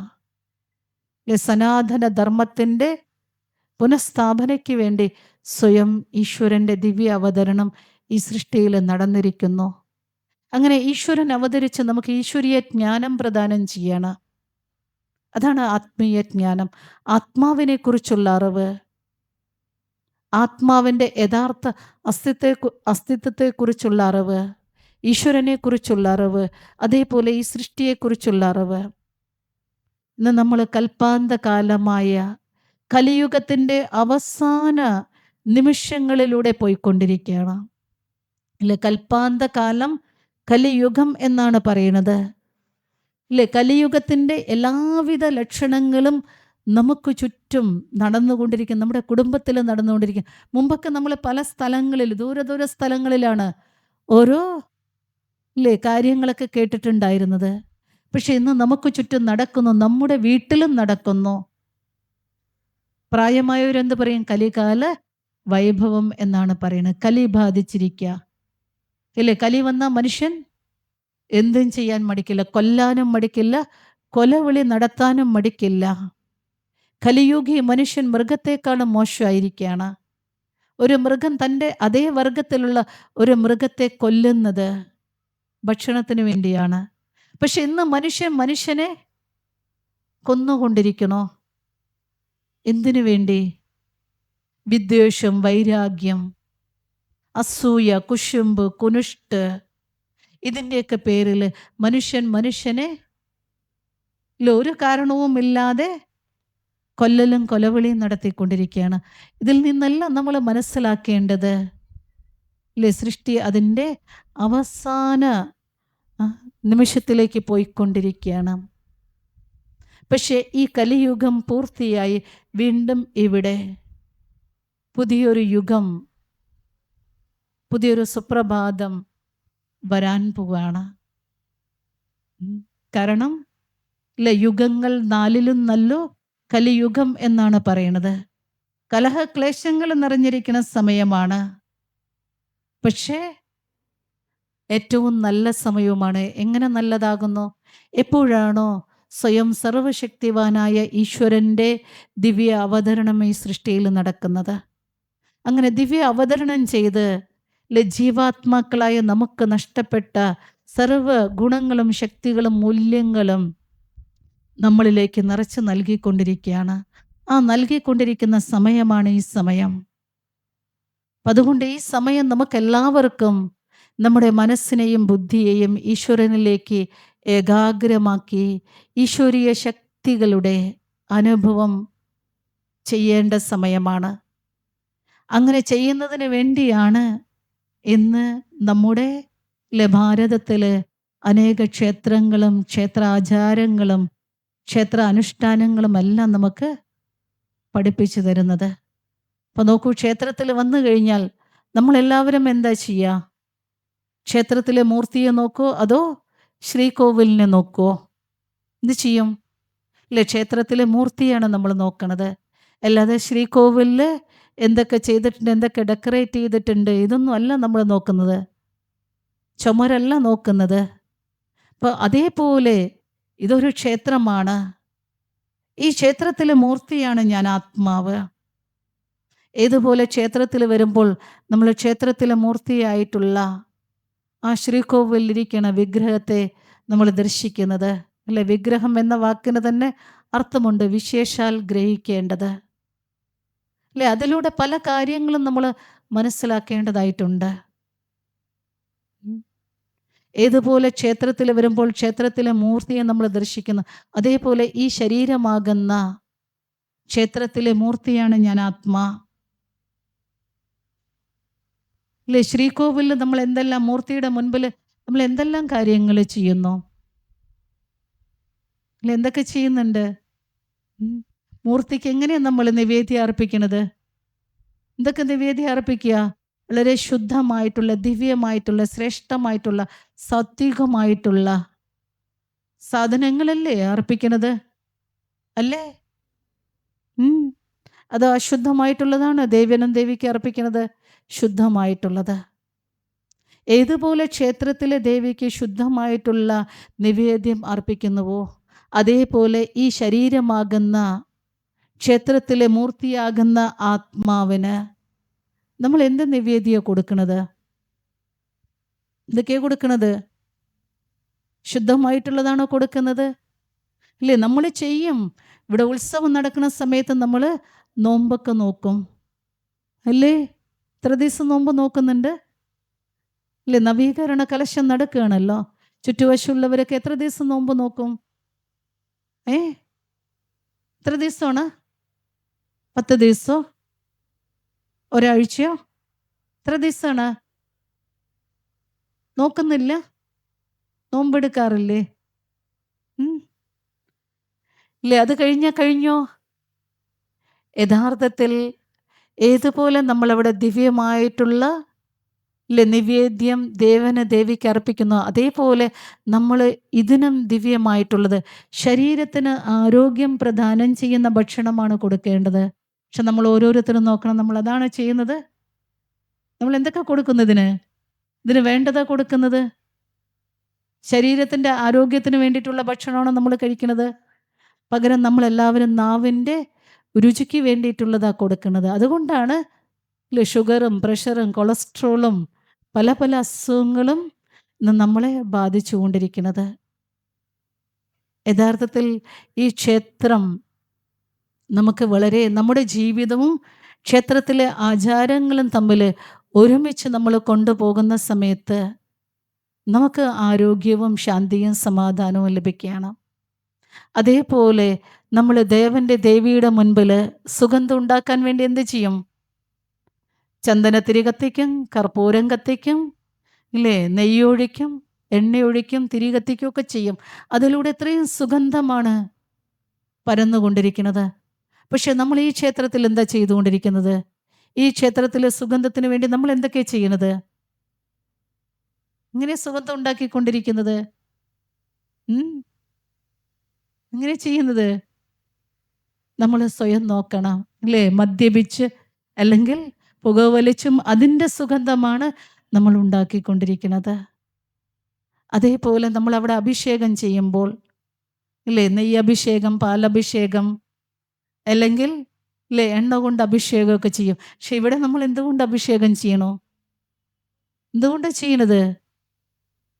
യഥാർത്ഥത്തിൽ അവിടുത്തെ ഓരോ കാര്യങ്ങളും നിത്യജീവിതത്തിൽ നമ്മൾ പകർത്തേണ്ടതാണ്. ഏതുപോലെ ക്ഷേത്രത്തിൽ രാവിലെ അടുക്കും ചിട്ടയോടും കൂടി കാര്യങ്ങൾ പോകുന്നു, രാവിലെയും രാത്രിയിലും. അതേപോലെ ജീവാത്മാക്കളായ നമ്മുടെ ജീവിതത്തിലും രാവിലെയും സന്ധ്യയ്ക്കും അടുക്കും ചിട്ടയോടും കൂടിയിട്ടുള്ള ജീവിതമായിരിക്കണം. പക്ഷെ നമ്മൾ ഓരോരുത്തരും അങ്ങനെയാണോ ജീവിക്കുന്നത്? ഏതുപോലെ നിത്യസാധന അവിടെ നടക്കുന്നു, അതേപോലെ നമ്മുടെ ജീവിതത്തിലും ഒരു നിത്യസാധന ഉണ്ടായിരിക്കണം. ഇനി വിശേഷാൽ ചില ഉത്സവങ്ങൾ നടക്കും. അത് കഴിഞ്ഞാൽ വർഷത്തിലൊരിക്കൽ ഏറ്റവും വലിയ ഉത്സവം. ഇല്ല, ഉത്സവം എന്ന വാക്കിന് അർത്ഥം തന്നെ എന്താണ്? ഉള്ളിൽ നിന്ന്, അടിയിൽ നിന്ന് വരേണ്ടത്. ഏതുപോലെ ഉത്സവ സമയത്ത് നമ്മൾ വളരെ സന്തോഷത്തോടു കൂടി കാര്യങ്ങൾ ചെയ്യുന്നു. അതേപോലെ നമ്മൾ നമ്മുടെ ജീവിതത്തിൽ എന്ത് ചെയ്യണം? ഈ ഗുണങ്ങളും ശക്തികളും എല്ലാം കൊണ്ടുവന്ന് ഒരു ശുദ്ധീകരണം നടത്തേണ്ടതുണ്ട്. കാരണം ഇന്ന് നമ്മുടെ മനുഷ്യ മനസ്സ് ഇത്രയും കലുഷിതമായിരിക്കുകയാണ്. ദുഃഖവും അശാന്തിയും, ഇല്ല, പരചിന്തനും പരദൂഷണവും പരദർശനവും കൊണ്ട്, അസൂയും കുശുമ്പും കുനിഷ്ടും കൊണ്ട് നിറഞ്ഞിരിക്കുകയാണ്. അപ്പം ഇതിനെ എല്ലാറ്റിനെയും മാറ്റി പകരം നമ്മൾ നമ്മുടെ ജീവിതത്തിൽ എന്ത് കൊണ്ടുവരണം? ശാന്തിയും സമാധാനവും സന്തോഷവും കൊണ്ടുവരണം. അതിന് നമുക്ക് ഓരോരുത്തർക്കും വേണ്ടത് ഞാൻ ഈ പഞ്ചതത്വ നിർമ്മിതമായിട്ടുള്ള ശരീരത്തിൽ വസിക്കുന്ന ചൈതന്യശക്തിയായ ആത്മാവാണ്. നമ്മൾ സർവ്വ ആത്മാക്കളുടെയും നാഥൻ സർവശക്തിവാനായ ഈശ്വരനാണ്. ഈ ഒരു സ്മരണ നമുക്കുണ്ടായിരിക്കണം. പറയാറുണ്ട്, as you think so you become എന്നാണ് പറയുന്നത്. നാം എന്തിനെക്കുറിച്ച് ചിന്തിക്കുന്നോ അതേപോലെയായി മാറും. ശാന്തിയെക്കുറിച്ച് ചിന്തിച്ചാൽ ശാന്തി ലഭിക്കും. സന്തോഷത്തെക്കുറിച്ച് ചിന്തിച്ചാൽ സന്തോഷം ലഭിക്കും. സ്നേഹത്തെക്കുറിച്ച് ചിന്തിച്ചാൽ സ്നേഹം ലഭിക്കും. സുഖത്തെക്കുറിച്ച് ചിന്തിച്ചാൽ സുഖം ലഭിക്കും. നമ്മുടെ ചിന്തയാണ് നമുക്കെല്ലാം തരുന്നത്. ചെറിയൊരു എക്സാമ്പിൾ പറയാം. ഇവിടെ മെജോറിറ്റി മാതാപിതാക്കളിരിക്കുന്നു. മാതാപിതാക്കൾ മക്കളെ സ്കൂളിൽ വിടുന്ന സമയത്ത് ഒരുപക്ഷെ കുട്ടി, ഇല്ലേ, മഴയുടെ സമയത്ത് കുടയൊന്നും എടുക്കാതെ കുട്ടി സ്കൂളിൽ പോയിട്ടുണ്ടാകും. സ്കൂൾ വിട്ട് വരുന്ന സമയത്ത് കുട്ടി മഴ നനഞ്ഞിട്ടുണ്ടാകും. ആദ്യം ചിന്ത എന്താ വരിക മാതാപിതാക്കൾക്ക്? അയ്യോ, എൻ്റെ കുട്ടി മഴ നനഞ്ഞാൽ വന്നിരിക്കുന്ന, പനി വരുമോ, ജലദോഷം വരുമോ? ചിന്ത വരില്ലേ? കുട്ടി വന്നു, കുളിച്ച് റെഡിയായി, കുട്ടിക്ക് കഴിക്കാനും കുടിക്കാനും കൊടുത്തു. കുട്ടി ഒരു തുമ്മൽ തുമ്മി. അയ്യോ, എൻ്റെ കുട്ടിക്ക് ജലദോഷം വന്നോ? ജലദോഷമൊന്നും ഇല്ലയോ, വന്നിട്ടേ ഇല്ലയോ? പിന്നെ കഴിച്ചുകൊണ്ടിരിക്കുക വീണ്ടും തുമ്മി. അപ്പോഴേക്ക് വീണ്ടും നമ്മൾ തൊട്ട് നോക്കി, പനി വന്നോ? ഇല്ല. കുറച്ചുകൂടി കഴിയുമ്പോഴേക്ക് പനി വന്നിട്ടുണ്ടാകും. ആരാ കൊണ്ടുവന്നത്? നമ്മുടെ സങ്കല്പമാണ്, നമ്മുടെ ചിന്തകളാണ്. അപ്പം നമുക്ക് നമ്മുടെ ചിന്തയെ മാറ്റിയാൽ മതി. നമ്മുടെ വീക്ഷണകോണിനെ മാറ്റിയാൽ മതി. പറയാറുണ്ടല്ലോ, മഞ്ഞക്കണ്ണടി ഇട്ടാൽ എന്താണ്? എല്ലാം മഞ്ഞയായിട്ട് കാണുക. പച്ചക്കണ്ണടി ഇട്ടാൽ എല്ലാം പച്ചയായിട്ട്. നമ്മൾ ഏത് കണ്ണട ധരിക്കണം? എല്ലാറ്റിലും നന്മ കാണുന്ന കണ്ണട. എല്ലാറ്റിലും നന്മ കാണുക, എല്ലാറ്റിലും പോസിറ്റീവ് കാണുക. അങ്ങനെയാണെങ്കിൽ നമ്മുടെ ജീവിതം സുഖശാന്തി നിറഞ്ഞതായി മാറും. അല്ലാതെ അവരിങ്ങനെ ഇവരിങ്ങനെ എന്ന് പറഞ്ഞിരുന്നു കഴിഞ്ഞാൽ ഇതെല്ലാം ആർക്കാണ് ദോഷം ഉണ്ടാക്കുക? നമുക്ക് തന്നെയാണ്, നമ്മുടെ മനസ്സിനെ തന്നെയാണ് ഇതെല്ലാം അലട്ടുക. അവരങ്ങനെ ആയിക്കോട്ടെ. കാരണം ജീവിത നാടകത്തിൽ അഭിനയിക്കുന്ന അഭിനേതാക്കളാണ് നമ്മൾ ഓരോരുത്തരും. ഓരോരുത്തരുടെയും പാർട്ട് വ്യത്യസ്തമാണ്. അച്ഛൻ അച്ഛൻ്റെ പാർട്ട്, അമ്മ അമ്മയുടെ പാർട്ട്, മക്കൾ മക്കളുടെ പാർട്ട്, മരുമക്കൾ മരുമക്കളുടെ പാർട്ട്, ഇല്ലേ, കൊച്ചുമക്കൾ കൊച്ചുമക്കളുടെ പാർട്ട് അഭിനയിക്കുകയാണ്. ഏതുപോലെ നാടകത്തിൽ നായകനുണ്ടാകും, നായികയുണ്ടാകും, ഹാസ്യ കഥാപാത്രം ഉണ്ടാകും, വില്ലനുണ്ടാകും. ഇതൊക്കെ ചേരുമ്പോഴാണ് നാടകവും സിനിമയാകുന്നത്. അതേപോലെ ജീവിത നാടകത്തിൽ ഓരോരുത്തരും അവരവരുടെ പാർട്ട് അഭിനയിക്കുകയാണ്. ഈ ഒരു കാര്യം നമ്മൾ മനസ്സിലാക്കി കഴിഞ്ഞാൽ അതും നമ്മുടെ ജീവിതത്തിൽ സുഖശാന്തിയുടെ അനുഭവം ചെയ്യും. അല്ലാതെ അച്ഛൻ എന്താ എങ്ങനെ ചെയ്ത്, അമ്മ എന്താ എങ്ങനെ ചെയ്ത്, മരുമകൾ എന്താ എങ്ങനെ ചെയ്ത്, മകൻ എന്താ എങ്ങനെ ചെയ്ത് എന്ന് നമ്മൾ ഓരോരുത്തരെയും നോക്കാൻ തുടങ്ങിക്കഴിഞ്ഞാൽ പ്രശ്നമാണ്. അപ്പോൾ നോക്കൂ, നാം മറ്റുള്ളവരുടെ നേർക്കൊരു തെറ്റ് ആരോപിക്കുമ്പോൾ, അല്ലേ, ആരോപിക്കാറില്ലേ? ഇങ്ങനെയാണ് വിരൽ ചൂണ്ട ചെയ്യുന്നത്, ചൂണ്ടാറില്ലേ? ഇല്ലേ, മറ്റുള്ളവരുടെ നേർക്കൊരു തെറ്റ് ആരോപിക്കുമ്പോൾ 3 തെറ്റുകൾ നമ്മളിലുണ്ട്. കാരണം 3 വിരലുകൾ ആരുടെ നേർക്ക ചൂണ്ടുന്നത്? നമ്മുടെ നേർക്കാണ്. എന്നിട്ടാണ് നമ്മൾ മറ്റുള്ളവരുടെ നേർക്കൊരു തെറ്റ് ആരോപിക്കുന്നത്. യഥാർത്ഥത്തിൽ സ്വയം സർവശക്തിവാനായ ഈശ്വരൻ നമ്മളെ പഠിപ്പിക്കുന്നത് നമ്മൾ നമ്മളെ നോക്കുക, നമ്മളെ കറക്റ്റ് ചെയ്യുക, എന്നിട്ട് നമ്മൾ മറ്റുള്ളവരുടെ നേർക്ക് വിരൽ ചൂണ്ട. നോക്കൂ, എൻ്റെ കണ്ണിൽ കരട് പെട്ടിരിക്കുക, ഞാൻ വന്നിട്ട് പറയാം അവരുടെ കണ്ണിലും കരടുണ്ട്, വരും എടുത്തു തരാം. നടക്കുമോ? എന്ത് ചെയ്യണം? ഞാൻ ആദ്യം എൻ്റെ കണ്ണിലെ കരടിനെ മാറ്റണം, എന്നിട്ട് വേണം മറ്റുള്ളവരുടെ കണ്ണിലെ കരടെടുക്കാൻ പോകാൻ. പറഞ്ഞു വരുന്ന ഇതാണ്, നമ്മളെപ്പോഴും നമ്മളെ നോക്കുക, നമ്മളെ പരിവർത്തനപ്പെടുത്തുക, എന്നിട്ട് നമ്മൾ മറ്റുള്ളവരെ പരിവർത്തനപ്പെടുത്താൻ പോകുക. അപ്പം നമ്മളെ നോക്കണം എന്നുണ്ടെങ്കിൽ നമ്മളെ നോക്കാനുള്ള കണ്ണാടി നമുക്ക് കിട്ടിയിരിക്കുകയാണ്. ആ കണ്ണാടിയാണ് ദിവ്യനേത്രം, ആത്മനേത്രം, 3ാമത്തെ നേത്രം. ആ 3ാമത്തെ നേത്രം നമുക്ക് തുറന്ന് തന്നിരിക്കുകയാണ് സ്വയം സർവശക്തിവാനായ ഈശ്വരൻ. ഈ 3ാമത്തെ നേത്രത്തിലൂടെ നമ്മൾ നോക്കുക, ഞാനും ഒരു ആത്മാവ്, ഈ കാണുന്ന എല്ലാവരും ആത്മാക്കളാണ്. ഈ ആത്മാക്കൾക്കൊരിക്കലും നാശമില്ല. ഈ ആത്മാവ് സപ്തഗുണങ്ങളാൽ സമ്പന്നമാണ്, സമ്പൂർണമാണ്. ഈ ഒരു ദൃഷ്ടികോണം നമ്മൾ വെച്ച് എല്ലാവരെയും നോക്കാൻ ശ്രമിച്ചു കഴിഞ്ഞാൽ നമ്മുടെ ജീവിതത്തിൽ എന്ത് വേണോ അത് പ്രാപ്തമാക്കാൻ സാധിക്കുകയാണ് ചെയ്യുന്നത്. അപ്പം അതുകൊണ്ട് നമ്മൾ ഓരോരുത്തരും എന്ത് ചെയ്യണം? അല്ലേ, ഇത്രയും വലിയ പ്രോഗ്രാം നമ്മുടെ ക്ഷേത്രത്തിൽ നടക്കുന്നു. ഏതുപോലെ നവീകരണ കലശം ക്ഷേത്രത്തിൽ നടക്കുന്നു, അതേപോലെ നമ്മളും നമ്മുടെ ജീവിതത്തിലും ഒരു നവീകരണ കലശം കൊണ്ടുവരിക. ഈ ഒരൊറ്റ കാര്യം, ഞാൻ ഒരിക്കലും നശിക്കാത്ത ചൈതന്യശക്തി ആത്മാവാണ്. ഈ കാണുന്ന എല്ലാവരും ആത്മാക്കളാണ്. ഈ ആത്മാക്കൾക്ക് ഒരിക്കലും നാശമില്ല, നശിപ്പിക്കാൻ സാധിക്കില്ല.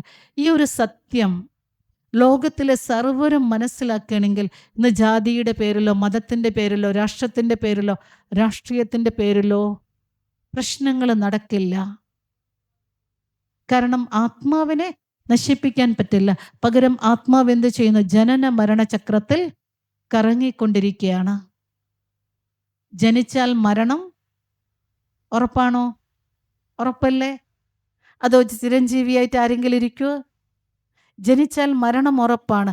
അതേപോലെ മരിച്ചാൽ ജനനവും ഉറപ്പാണ്. കാരണം ഈ അതിസൂക്ഷ്മ പ്രകാശബിന്ദു ആത്മാവ് നേരെ ഒരു അമ്മയുടെ ഗർഭത്തിൽ പ്രവേശിക്കും, അവിടെ ഇരുന്ന് പൂർണ്ണ വളർച്ച പ്രാപിക്കും. അതിനുശേഷം പുറത്തു വരും ബാല്യം, കൗമാരം, യൗവനം, വാർദ്ധക്യം.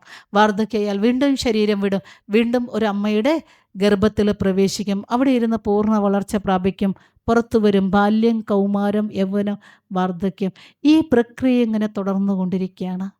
അതായത് ആത്മാവ് ജനന മരണചക്രത്തിൽ കറങ്ങിക്കൊണ്ടിരിക്കുകയാണ്. ജനിച്ചാൽ മരണമുള്ളതുപോലെ മരിച്ചാൽ ജനനവും ഉണ്ട്. അങ്ങനെ ഇല്ലേ? കാരണം വിവാഹം കഴിഞ്ഞ ഒരു ദമ്പതികൾ ഒരു കുഞ്ഞിന് വേണ്ടി കാത്തിരിക്കും.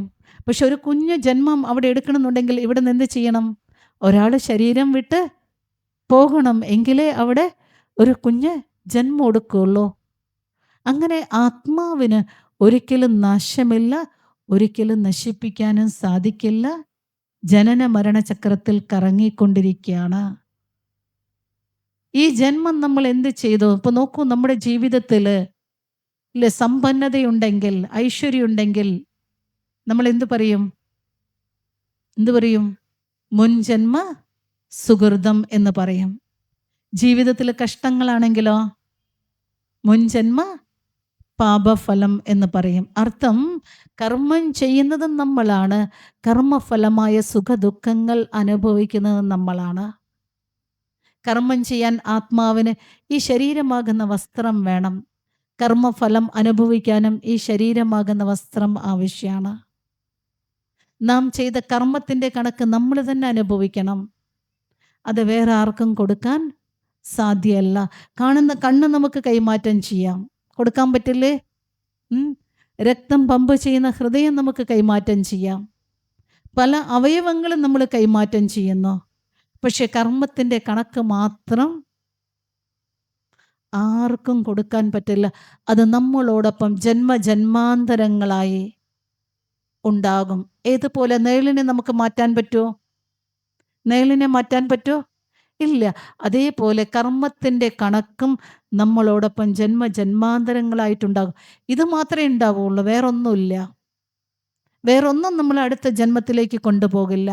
കെട്ടിപ്പൊക്കിയ മണിമാളിക നമ്മൾ കൊണ്ടുപോകില്ല. വലിയ വലിയ ബിൽഡിങ്സൊക്കെ നമ്മൾ ഉണ്ടാക്കി വെച്ചിട്ടുണ്ടല്ലോ, അത് കൊണ്ടുപോകുമോ അടുത്ത ബർത്തിലേക്ക്, അടുത്ത ജന്മത്തിലേക്ക്? ഡെപ്പോസിറ്റ് ചെയ്ത ബാങ്ക് ബാലൻസ് നമ്മൾ കൊണ്ടുപോകുമോ? ജന്മം കൊടുത്ത മക്കളെ നമ്മൾ കൊണ്ടുപോകുമോ? നമ്മളോടൊപ്പം അല്ലേ നമ്മുടെ ലൈഫ് പാർട്ട്ണറെ കൊണ്ടുപോകുമോ? പതി പോകുമ്പോൾ പത്നിയെ കൊണ്ടുപോകുമോ? പത്നി പോകുമ്പോൾ പതിയെ കൊണ്ടുപോകുമോ? ഇല്ലല്ലോ. ഇല്ലല്ലോ. പകരം നമ്മൾ കൊണ്ടുപോകുന്നത് നമ്മൾ ഈ ശരീരത്തിലിരുന്ന് ചെയ്ത ഇല്ലേ കർമ്മത്തിൻ്റെ കണക്ക് മാത്രമേ നമ്മുടെ കൂടെ ഉണ്ടാവുള്ളൂ, വേറൊന്നും ഉണ്ടാവില്ല. ഈ സമയവും ചെറിയൊരു സംഭവം ഓർമ്മ വരികയാണ്. ഒരു വളരെ ധനികനായിട്ടുള്ള ഒരു ഫാമിലി ഉണ്ട്. അപ്പം അവർ ദാനധർമാർത്ഥം കൊടുക്കാറുണ്ട്. അപ്പോൾ ഒരു ദിവസം അവരുടെ വീട്ടിലേക്ക് ഒരു സന്യാസി കടന്നു വരികയാണ്. അപ്പോൾ സന്യാസിയെ ഗേറ്റിൽ നിന്ന് കണ്ട സമയത്ത് കുടുംബനാഥൻ പിറുപിറുക്കാൻ തുടങ്ങി. എന്തിനാ സന്യാസി വലിഞ്ഞു കയറി വരണം? കൊടുക്കാനുള്ളതൊക്കെ കൊടുത്തല്ലോ, പിന്നെ എന്തിനാ വരുന്നത്? പക്ഷെ ഇതൊന്നും മുഖത്ത് കാണിക്കാതെ ആദ്യത്തെ മര്യാദയോടുകൂടി സൽക്കരിച്ചിരുത്തി. അങ്ങനെ വിശേഷങ്ങളൊക്കെ പറഞ്ഞു കഴിഞ്ഞ് സന്യാസി പറയണേ, ഞാൻ പോകുകയാണ്, എഴുന്നേറ്റു. പക്ഷെ പ്രായമായി, ഇനി കാണാൻ പറ്റുമോയെന്ന് അറിയില്ല, ഇനി കണ്ടു. അപ്പോൾ കുടുംബനാഥൻ പറയണം, അതിനെന്താ സ്വാമി, നമുക്ക് അവിടെ വെച്ച് കാണാമല്ലോ. എവിടെ വെച്ച്? ശരീരം വിട്ടിട്ട് പോകുമല്ലോ, അവിടെ വെച്ച് കാണാമല്ലോ. അപ്പോൾ സന്യാസി പറഞ്ഞു, ശരി, അവിടെ വെച്ച് കാണുമ്പോൾ നീ എനിക്കൊരു സഹായം ചെയ്യണം. എന്ത് സഹായം? നീ ഒരു മുട്ടുസൂചി എനിക്ക് കൊണ്ടുവന്ന് തരണം. മരിച്ചു പോയിട്ട് അവിടെ വെച്ച് കാണുമല്ലോ ആ സമയം. ഓ ശരി, കൊണ്ടുവന്ന് തരാമെന്ന് പറഞ്ഞു. അങ്ങനെ സന്യാസി യാത്ര പറഞ്ഞിറങ്ങി. അത് കഴിഞ്ഞ് പത്നി വരികയാണ്. പത്നിയോട് പറയണം, ആവൂ. സന്യാസി വര്യൻ ഒന്നും ചോദിച്ചില്ല, പക്ഷെ ഒരു കാര്യം ചോദിച്ചു. ശരീരം വിട്ടിട്ട് എവിടെ വെച്ച് മീറ്റ് ചെയ്യണം, അവിടെ വെച്ച് അദ്ദേഹത്തിനൊരു മുട്ടുസൂചി കൊടുക്കണം. അതുകൊണ്ട് ഞാൻ ശരീരം വിട്ട് പോകുമ്പോൾ എന്ത് ചെയ്യണം? എൻ്റെ കയ്യിൽ ഒരു മുട്ടുസൂചി തന്നു വിടണം. അപ്പോൾ പത്നി പറയണം, മൂടനായ മനുഷ്യ, ശരീരം വിട്ട് പോകുമ്പോൾ നിങ്ങൾക്ക് മുട്ടുസൂചി കൊണ്ടുപോകാൻ പറ്റുമോ? അടുത്ത ബർത്തിലേക്ക് ഈ ജന്മത്തിൽ നിന്ന് ഒരു മുട്ടുസൂചി പോലും കൊണ്ടുപോകാൻ പറ്റില്ല. അപ്പോഴാണ് അദ്ദേഹത്തിന് ബോധം വരുന്നത്, ഈ കണ്ട ആസ്തിക്ക് മുഴുവൻ അധികാരിയാണ് ഞാൻ. അടുത്ത ജന്മത്തിലേക്ക് എനിക്കൊരു മുട്ടുസൂചി കൊണ്ടുപോകാൻ പറ്റിയിട്ടില്ല എങ്കിൽ പിന്നെ ഇതൊക്കെ ഉണ്ടായിട്ട് എന്താ കാര്യം? എന്ന് വെച്ച് ജീവിക്കാൻ സമ്പത്ത് വേണം. സമ്പത്തിന് വേണ്ടി ആവരുത് ജീവിതം. പകരം നമ്മൾ കൊണ്ടുപോകുന്നത് ഈ ശരീരത്തിലിരുന്നു കൊണ്ട് ആത്മാവ് ഈ കർമ്മേന്ദ്രിയങ്ങൾ ഉപയോഗിച്ച് എന്ത് നന്മ തിന്മകൾ ചെയ്തിട്ടുണ്ടോ ആ കർമ്മത്തിൻ്റെ കണക്ക് മാത്രമേ നമ്മുടെ കൂടെ ഉണ്ടാവുള്ളൂ. അതുകൊണ്ട് കൽപ്പാന്തകാലമായ ഈ കലിയുഗത്തിൻ്റെ അവസാന നിമിഷങ്ങളിലൂടെ നമ്മൾ പോയിക്കൊണ്ടിരിക്കുകയാണ്. ഈ കലിയുഗം പരിവർത്തനപ്പെട്ട് വീണ്ടും ഇവിടെ സ്വർണിമയുഗം, സത്യയുഗം, സ്വർഗം, പാരഡൈസ് വരാൻ പോവുകയാണ്. ആ നന്മ നിറഞ്ഞ ലോകം. ആ ലോകത്തിൽ ജീവിച്ചിരുന്നവരാണ് 33 ദേവാത്മാക്കൾ. അവരെയാണ് നമ്മൾ ആരാധിക്കുന്നത്. അപ്പം അങ്ങനെ ഒരു ലോകം വരാൻ പോവുകയാണ്. പക്ഷെ ആ ഒരു ലോകം വരണമെന്നുണ്ടെങ്കിൽ നമുക്കും ശുദ്ധീകരണം ഇല്ലേ? എന്ത് നടക്കണം? നവീകരണ കലശം ഇവിടെ നടക്കണം. ഇവിടുത്തെ എല്ലാ തിന്മകളും പോയി നന്മ വരണം. ആ നന്മ കൊണ്ടുവന്നു കഴിഞ്ഞാൽ ആ നന്മ നിറഞ്ഞ ലോകത്തിലേക്ക് പോകാൻ നമുക്ക് സാധിക്കുകയാണ് ചെയ്യണത്. ഈ ഒരു അവയർനെസ്സാണ് ആത്മീയ ജ്ഞാനത്തിലൂടെ സ്വയം സർവശക്തിവാനായ ഈശ്വരൻ നമുക്ക് തരുന്നത്. ഗീതയിൽ പറയുന്നുണ്ട്, ഈശ്വരൻ സഹജ രാജയോഗം പഠിപ്പിച്ചു. അല്ല, രാജയോഗം രാജാവായി മാറാനുള്ള യോഗമാണ്. രാജാവാകേണ്ടത് ഇതൊരു രാജ്യമാണ്. ഈ രാജ്യത്തിലെ രാജാവാണ് ഞാൻ, ആത്മാവ്. മനസ്സും ബുദ്ധിയും മന്ത്രിമാരാണ്, കർമ്മേന്ദ്രിയങ്ങൾ പ്രജകളാണ്. ഞാൻ ആത്മാ അധികാരിയായിരുന്നു കൊണ്ട് മനസ്സും ബുദ്ധിയുമാകുന്ന മന്ത്രിമാരെയും കർമ്മേന്ദ്രിയങ്ങളാകുന്ന പ്രജകളെയും എൻ്റെ നിയന്ത്രണത്തിൽ കൊണ്ടുവരാൻ സാധിക്കണം. പക്ഷെ ഇന്ന് അങ്ങനെയാണോ? ഇന്നിപ്പോൾ ഇവിടെ നിങ്ങൾ ഇരിക്കുന്നുണ്ട്, നിങ്ങളുടെയൊക്കെ മനസ്സ് ഇല്ലേ ഓരോ വഴിക്ക് പോയിക്കൊണ്ടിരിക്കുക. അപ്പോൾ നോക്കൂ, ഇവിടെ ഒരു ഇല്ലേ പട്ടി വന്നു, എല്ലാവരും പട്ടിയെ നോക്കിക്കൊണ്ടിരിക്കുക. ഇത്രയും നല്ല ആത്മീയ കാര്യങ്ങൾ നമ്മൾ കേൾക്കും. നമ്മുടെയൊക്കെ ശ്രദ്ധ എവിടേക്കാണ് പോയത്? അവിടേക്കാണ് പോയത്. ആക്ച്വലി ആവശ്യമുണ്ടോ? ഇവിടെ ഇരിക്കുന്ന സമയത്ത് പോലും നമുക്ക് ഈ ശ്രേഷ്ഠമായ കാര്യങ്ങൾ നമുക്ക് അതിലേക്ക് മനസ്സിനെ ഏകാഗ്രമാക്കി മാറ്റാൻ സാധിക്കണില്ല. ഏകാഗ്രമാക്കി മാറ്റിക്കഴിഞ്ഞു കഴിഞ്ഞാൽ തീർച്ചയായിട്ടും ആത്മാവ് 7 ഗുണങ്ങളെ കൊണ്ട് സമ്പൂർണമായി മാറും. ആ സമ്പൂർണ്ണ അവസ്ഥയാണ് ക്ഷേത്രത്തിലെ ദേവനും ദേവിയും ആ സമ്പൂർണ്ണ അവസ്ഥ പ്രാപ്തമാക്കിയത് സ്വയം ഭഗവാൻ വന്ന് പഠിപ്പിക്കുന്ന രാജയോഗത്തിലൂടെയാണ്.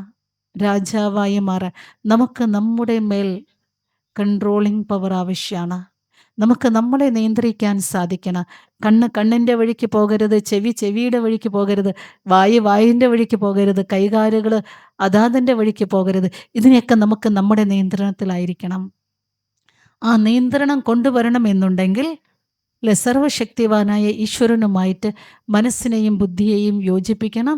ആ യോജിപ്പിക്കുന്ന പ്രക്രിയയാണ് മെഡിറ്റേഷൻ അല്ലെങ്കിൽ ധ്യാനം. പറയാറുണ്ട്, അന്തരീക്ഷത്തിൽ പലതരത്തിലുള്ള തരംഗങ്ങളുണ്ട്.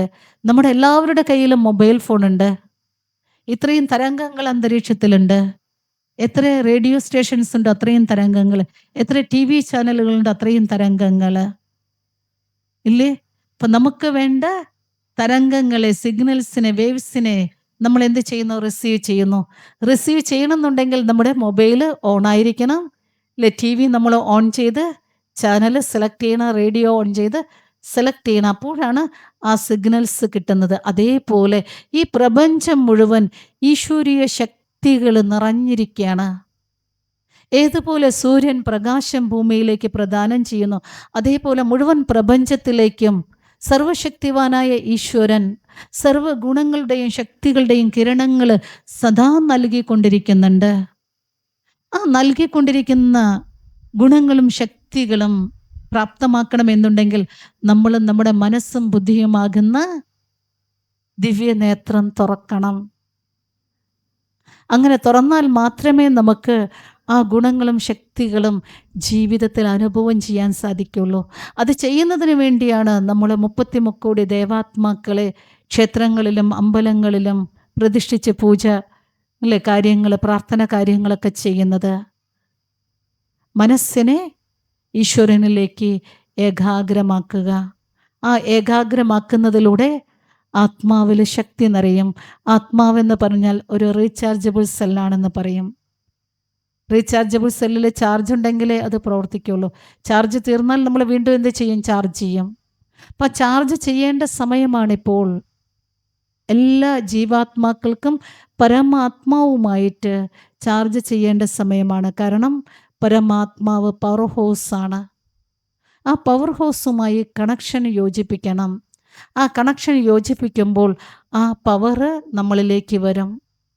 ആ പവർ നമ്മളിലേക്ക് വരുമ്പോൾ നമ്മളിലെ എല്ലാവിധ അശുദ്ധിയും എല്ലാവിധ തിന്മകളും ഇല്ലാതായി നന്മയുള്ളവരായി മാറും. നന്മയുള്ളവരായി മാറേണ്ട സമയമാണ്. അങ്ങനെ നന്മയുള്ളവരാക്കി മാറ്റുന്നതിന് വേണ്ടിയാണ് ക്ഷേത്രങ്ങളിൽ വർഷത്തിൽ ഇങ്ങനെയുള്ള പ്രോഗ്രാമുകളൊക്കെ ചെയ്യുന്നത്.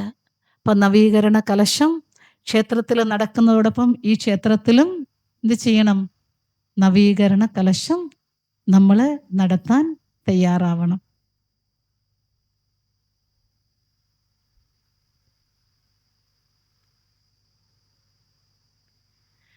അല്പസമയം നമുക്ക് ഇല്ലേ ശുദ്ധസങ്കല്പങ്ങളെ കൊണ്ട് നമ്മുടെ മനസ്സിനെ നമുക്ക് ശാന്തമാക്കാം. നിങ്ങളെല്ലാവരും നിവർന്നിരിക്കൂ, സ്ട്രെയിറ്റ് ആയിട്ടിരിക്കൂ. കയ്യിലെ സാധനങ്ങളൊക്കെ താഴെ വയ്ക്കുകയാണെങ്കിൽ നല്ലതായിരിക്കും. കുറച്ച് ശുദ്ധസങ്കല്പങ്ങൾ നമ്മൾ പറയാം. ആ പറയുന്ന ശുദ്ധസങ്കല്പങ്ങൾ നിങ്ങൾ കേൾക്കുക, അനുഭവം ചെയ്യുക. ഏറ്റു പറയണമെന്ന് ഇല്ല.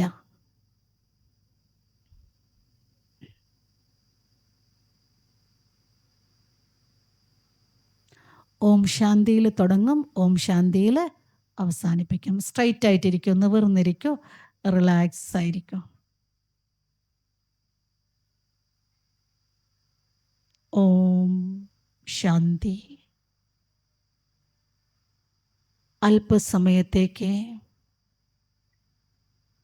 മനസ്സിനെയും ബുദ്ധിയെയും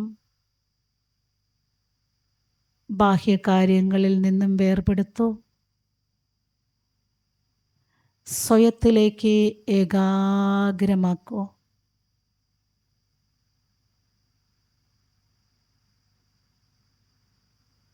ബാഹ്യമായി കാണുന്ന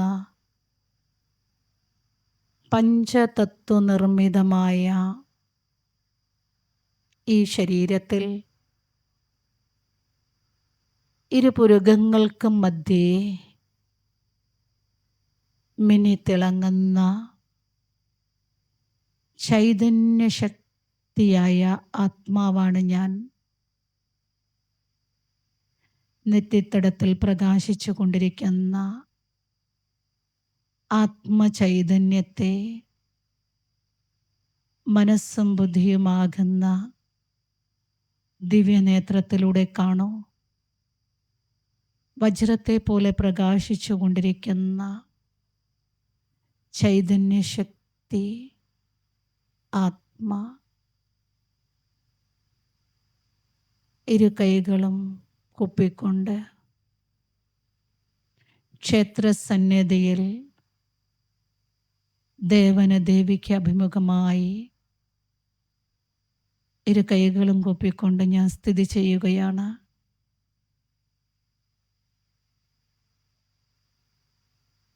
ക്ഷേത്രത്തിലെ ശ്രീകോവിലിൽ സ്ഥിതി ചെയ്യുന്ന ദേവിയിൽ നിന്നും ഗുണങ്ങളുടെയും ശക്തികളുടെയും ശുദ്ധമായ ശ്രേഷ്ഠമായ ശക്തിശാലിയായ കിരണങ്ങൾ എന്നിലേക്ക് പ്രസരിക്കുകയാണ്. എൻ്റെ ശരീരം മുഴുവൻ ശിരസ്സ് മുതൽ പാദം വരെ ആ ദേവിയിൽ നിന്നും വന്നുകൊണ്ടിരിക്കുന്ന ആത്മീയ ഊർജ പ്രകാശകിരണങ്ങൾ വ്യാപിക്കുകയാണ്. ശിരസ്സ് മുതൽ പാദം വരെ ആ പ്രകാശകിരണങ്ങൾ വ്യാപിച്ച് എൻ്റെ ഓരോ അംഗങ്ങളും ശാന്തമാവുകയാണ്, ശുദ്ധമാവുകയാണ്, ശക്തിശാലിയായി മാറുകയാണ്. എൻ്റെ ശരീരത്തിലെ എല്ലാവിധ വേദനകളും ഇല്ലാതാവുകയാണ്. എൻ്റെ മനസ്സ് പൂർണ്ണമായും ശാന്തമാണ്. എൻ്റെ മനസ്സും ബുദ്ധിയും പൂർണ്ണമായും ദേവിയിലേക്ക് സമർപ്പിക്കുകയാണ്. ഞാൻ ശാന്തസ്വരൂപ ആത്മാവാണ്.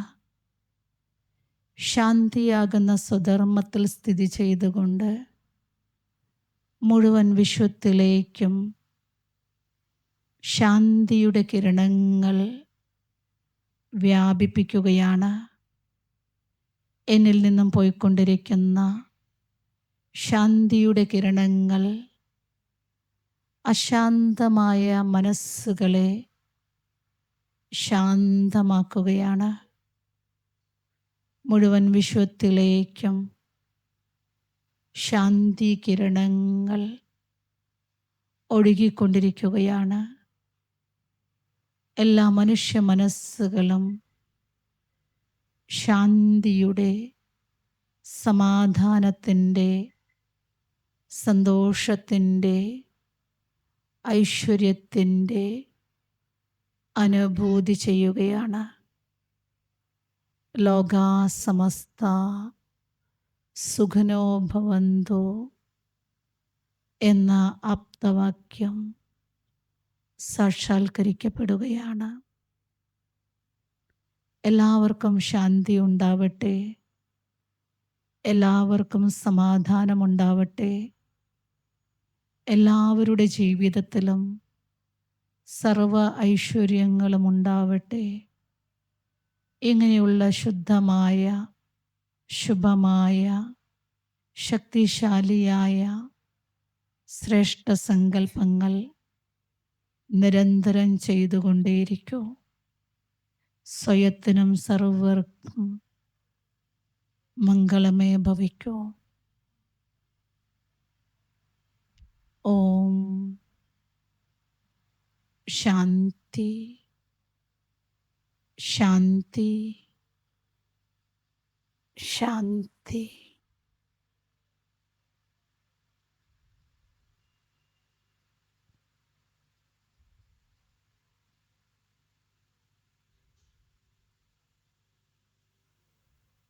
ഓം ശാന്തി. ഇത്രയും നേരം വളരെ ശാന്തമായിരുന്ന് ഈ പ്രഭാഷണം ശ്രവിച്ച നിങ്ങൾക്കെല്ലാവർക്കും ബ്രഹ്മകുമാരീസ് ഈശ്വരീയ വിശ്വവിദ്യാലയത്തിൻ്റെ പേരിൽ നന്ദി രേഖപ്പെടുത്തുന്നു. അതോടൊപ്പം ബ്രഹ്മകുമാരീസിൻ്റെ ക്ലാസ്സുകൾ കേൾക്കാൻ നിങ്ങൾക്ക് ആർക്കെങ്കിലും താല്പര്യമുണ്ടെങ്കിൽ നമ്മുടെ മീനാജി, യഥാർത്ഥത്തിൽ ഇന്ന് നമ്മുടെ മീന സിസ്റ്റർ മീനാജി ഇവിടെ പ്രഭാഷണത്തിന് വരേണ്ടതാണ്. പക്ഷെ സിസ്റ്റർക്ക് കാണിക്കമാത സ്കൂളിൻ്റെ അവിടെ നമ്മുടെ ബ്രഹ്മകുമാരീസിൻ്റെ ഒരു ബ്രാഞ്ച് ഉണ്ട്. അവിടെ 89ാം വാർഷികാഘോഷ പരിപാടികൾ നടക്കുകയാണ്.